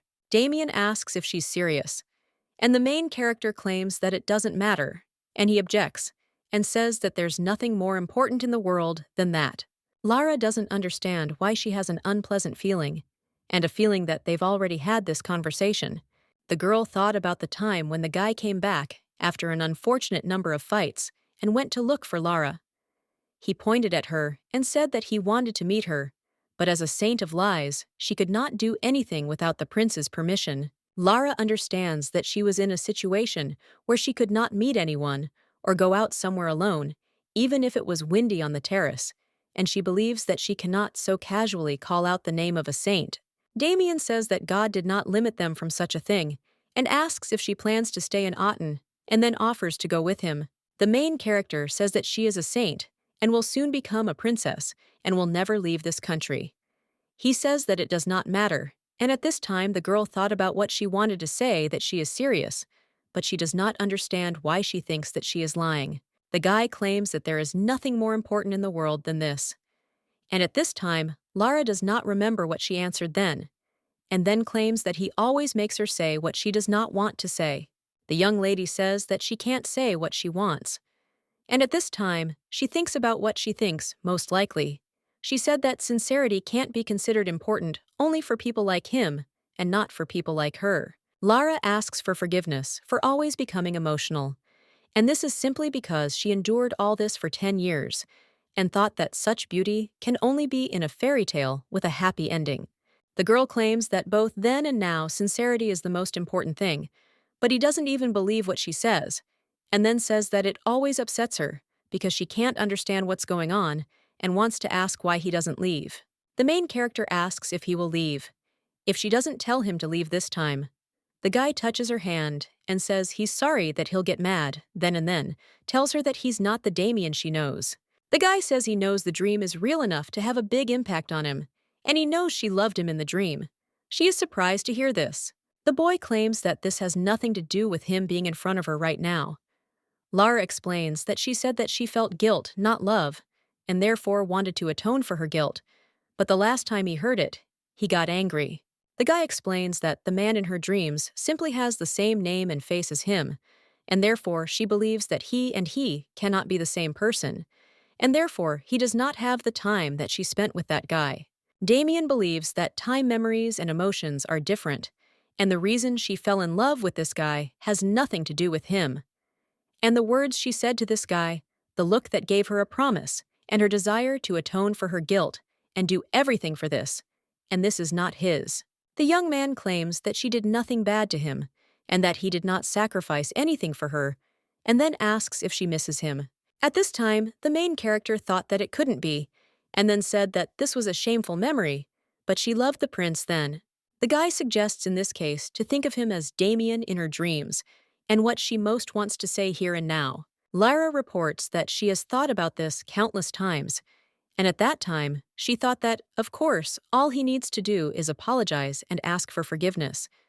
But she does not understand where she gets this feeling that she is lying. Damien asks if she wants to tell him that she hates him, and that's the only reason she takes him so personally. She tells him to stop, and the guy thinks that she wants to tell him not to leave. The main character remembers that at that time, she felt sorry for Prince Sidhar, but her sincere love, having realized the true nature of the prince, slowly faded away, and soon there was nothing left of it, because she could not confess her feelings. Lara left the people who loved her, because she wanted to be with the prince, but she realized too late that she did not love him. She became curious about what would happen to everything she had done so far, and how she would live now.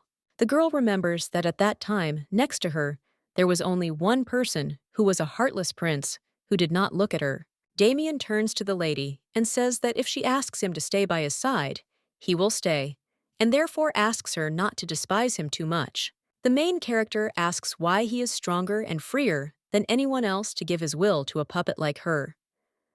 The girl thought about what if time could be turned back. And the guy asks if she has fallen in love with the man she sees in him, and he wants to tell her to forget everything, but she can't, and then asks if that's true. Damien says that at first, he thought she was having a nightmare, and he needed to make her realize reality, but he wanted it to be just a dream. The guy says that she found him and kissed him, and in fact, everything that she wanted to do with this guy is wrong. Lara asks if he believes her. The young man. How could he not believe him when she cried like that?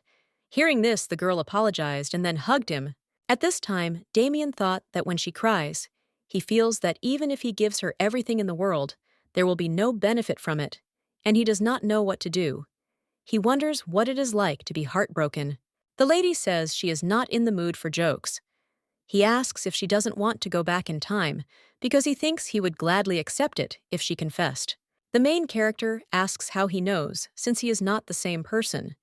Now even she already thinks that they are different people, and does not understand why she still thought the opposite. Lara says that soon he will catch not only the devil's minions, but also him, and then his colleagues will proclaim him the king of criminals. The girl says that now there is empty land on the continent, but then he and his colleagues will occupy it and call it a lawless zone. And at that time, she realized that just saying this makes her feel relieved. The lady tells him to just go with the flow of circumstances, because the future will change anyway, and the more time passes, the more often he will be called a demon hunter or the last barbarian. Even in this country, when there was no devil, when he fought for it in Otana, he finished off all the dark magicians. The main character claims that Damien was a man who was ready to listen and do everything that the fake saint asked for, and then says that she was also fake. The maid turns to the mistress and asks her to try something from this because it is a dessert made from crushed ice, and it gives a feeling of relaxation. Connie asks if she wants to tell her what's going on because her eyes are really swollen. The lady says nothing special, and then smiles. The maid suggests pouring some of this jam on top and enjoying the dessert, as she thinks it will taste much better that way. She thanks him and then asks how she made this ice. The maid says that Valentine made it, and when she told him that she liked cold desserts, he made her an ice crusher. Hearing this, the main character understands that he is very clever, and although he is bad at communicating with people, he has an incomparable talent in another area, and it would be great if he could also talk to him normally. Lara says that there are things in this world that cannot be done without her, and one of them is taking care of Valentina. The emotional wounds that were inflicted on him are not easy to heal, and even though it was for his own salvation, he must have been very scared. Connie says that in that case, there are probably other things that no one else can do, except her, the mistress, because the mistress is much cooler than her. Lara remembered that in her past life, there was nothing that could not be done without her participation, and it did not matter that she was a woman who was near the prince of the Sidari. The girl believed that all she had to do was be obedient and stupid, and in her past life, she was exactly like that, and they could find a replacement for her at any moment. But from the moment she returned, something began to change. At first, the lady thought that someone almighty took pity on her and gave her a miracle so that she could change the past and live a happy future. But no matter how much she thought about it, it seemed that there was another reason, and she thought that since she returned to the past, a lot had changed, and what she did not change remained the same. People who are deceived by the false holy appearances of the devil's minions, including dark magicians, as well as the Damien who does not want to leave her. Suddenly, the maid pricked her finger with a needle and said that it was a small scratch during embroidery. And at this time, the main character thought that everything was right, because such things are normal, and she always avoided it. The mistress tells the maids to prepare a carriage while she is treating her hand because she needs to go somewhere. Hearing this, the maid asks in surprise, where at such a time Lara replies that she is going to the Temple of Glory. Connie gives the lady another servant's ID and says that there is a lot of noise now because of the candidates for sainthood, and she is afraid that there will be a lot of problems if she goes there with her real name, and therefore, by entering with this, everything will be fine. At this time, Lara thought that she was neat and she needed to meet with God, because it was said that the temple is the house of God. The lady reflects on the fact that she does not know whether God or the devil sent her to the past, and she will simply enter the house of one of them and make noise wanting to talk to him. Then someone will definitely respond, and what happens will happen. The girl thought that she would not avoid it anymore, but suddenly she does not understand why she suddenly feels very dizzy. Lara understands that she does not believe in God, and she has nothing to do there, but she does not know why she constantly ends up there.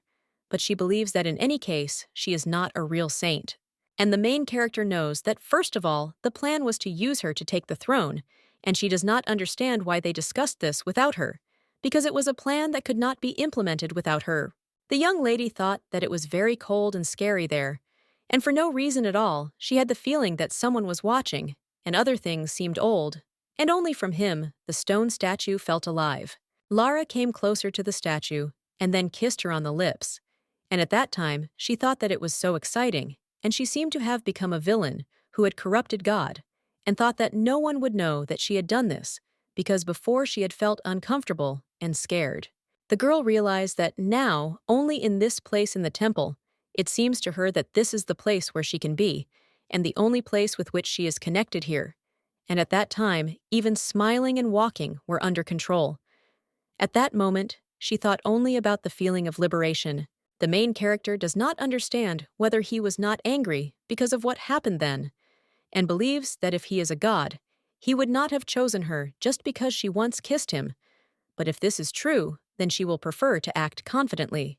Lara asks what they want from her, and at that time, I realized that she was wrong about her second life. The girl heard a voice that said that she lives without regrets, and then asked if this was God speaking. He replied that some people call him that. And at this time, the main character thought that it was amazing, because she had the feeling that she was hearing it in her head, and not with her ears. Lara doesn't know if he's an adult, a child, a woman, or a man. But she thinks he's angry, but at the same time, he seems to be smiling, and he asks if it was her question. The lady objects and says that no, there is more, and he suggests coming closer. The main character thought that there is no need to be nervous and needs to find out more. The girl asks him that when he said that some people call him God, did he really mean that others call him the devil? He replies that there were times when people called him that.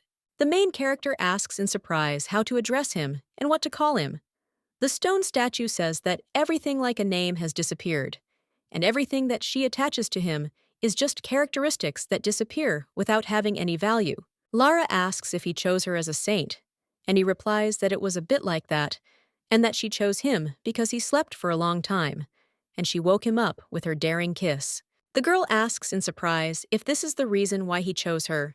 The statue says that she is the first saint to choose a god in this way, and probably even if you ask the other gods. Lara apologizes, and at that moment realized what the hell she did, and then asks to think again, because there are probably many people in the world better than her, and she wants to live a normal life. The statue asks if she will return to her first life.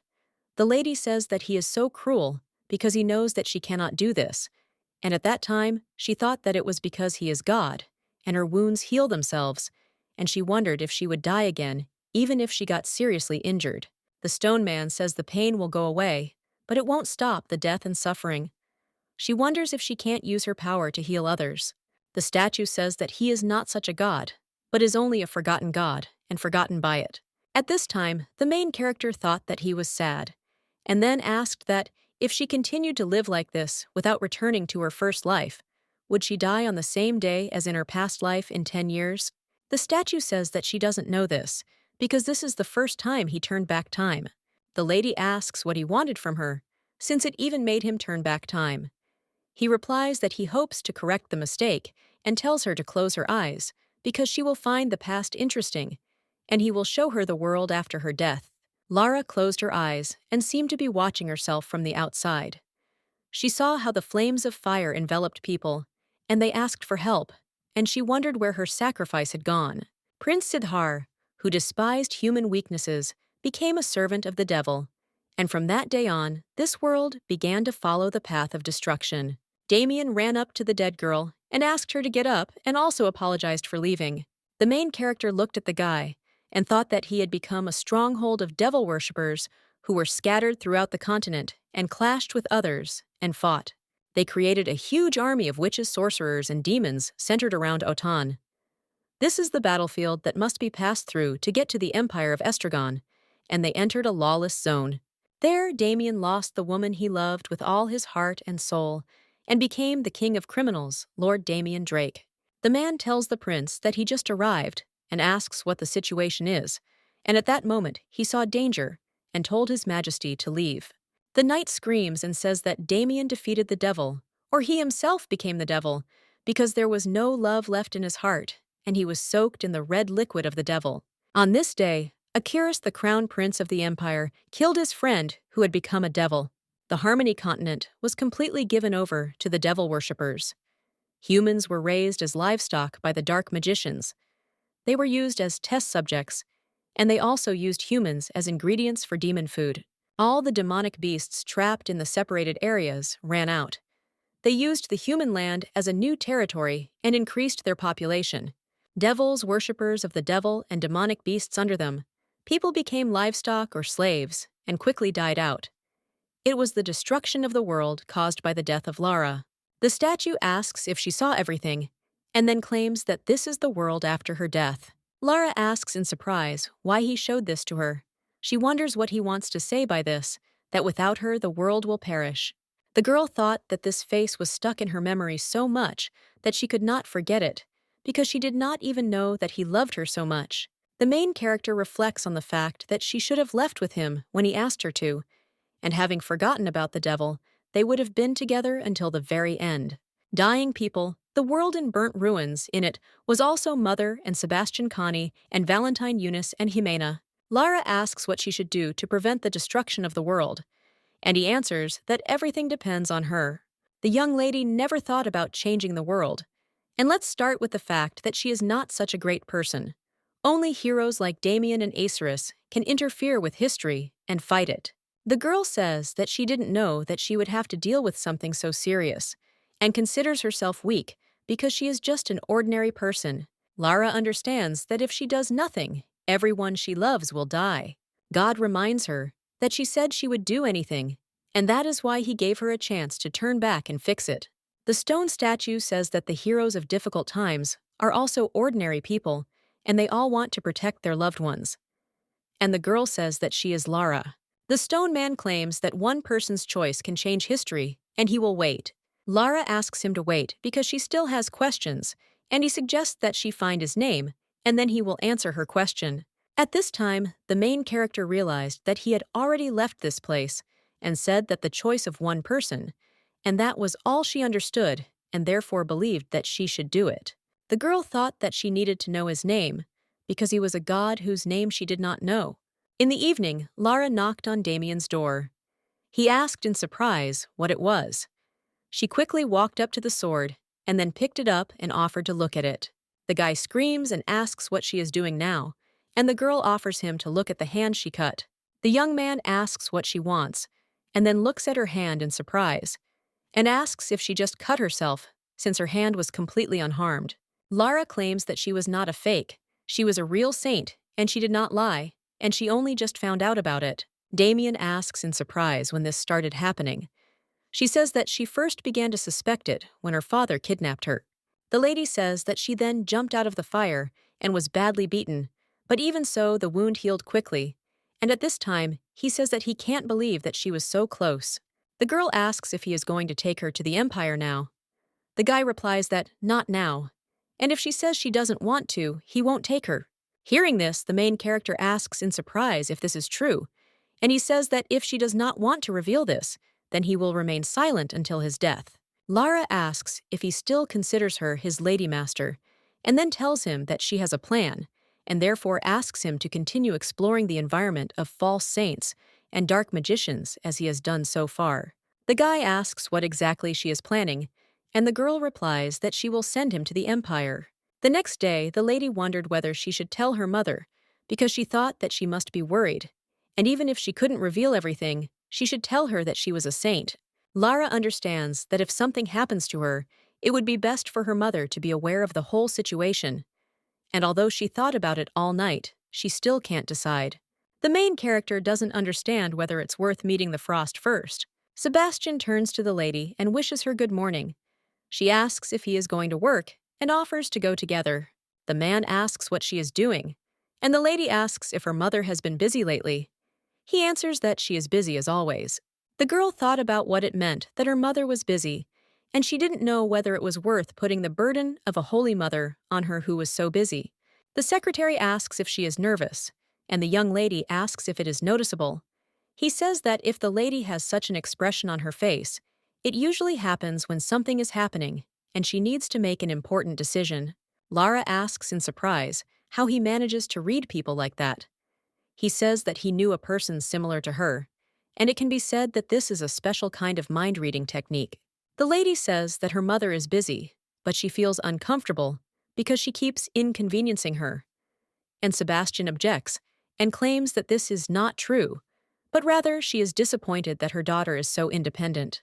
The secretary says that she constantly thinks about whether she suffers too much in solitude, and the lady most likely wants to spoil her, give her lots and lots of pocket money, and settle unpleasant situations for her. The man asks if she will tell her about what he told her. The girl says that mother is the greatest businesswoman in the kingdom of Otan, and so her daughter should not play around. Sebastian says that as far as he can see, the young lady is very worthy of this, and there are inaccuracies in what she just said, and then claims that the lady is not the greatest in Otana, but rather on the entire continent. The secretary says that since it is a remote area, it was a bit difficult, and the young lady says she can't believe that business has gone so well and thinks that some very original ideas must have been used. The man says that he would like her to change her job to a more suitable place, but the lady does not want this because she wants to be close to her daughter, and then says that this is also a secret, and in any case, he means that she thinks a lot about her. Sebastian invites the girl to go as he will take her there. When Isadora saw her daughter, she asked in surprise why she came to her so early in the morning, and the girl asked if she could just act like a child, and then hugged her mother. Lara tells her not to be surprised, and then tells her that God said that she is a saint, and upon hearing this, the woman was surprised. The main character explains that God asks her to find his name, and says that her mistakes need to be corrected, and then asks what this means. The lady says that she understands the big picture, and then tells her daughter that she doesn't have to do this if she doesn't want to, and she can help her with this. Isadora explains that in fact, deep down, she knew that this was all going to happen, and for a while she ignored it, but no longer wants to do so. The young lady says that she will keep it a secret for now, and the woman asks for how long. Lara replies that until those who try to use her saint as a weapon disappear. The girl believes that in this way, she and everyone around her will be safe, and everything will change, but not Prince Sidhar, but Princess Sonnet. Lara claims that she will personally destroy the Sidhar prince, and they will change the next holder of the throne. The assistant tells the master that he has received a letter, and the prince says that he has been receiving a lot of them lately.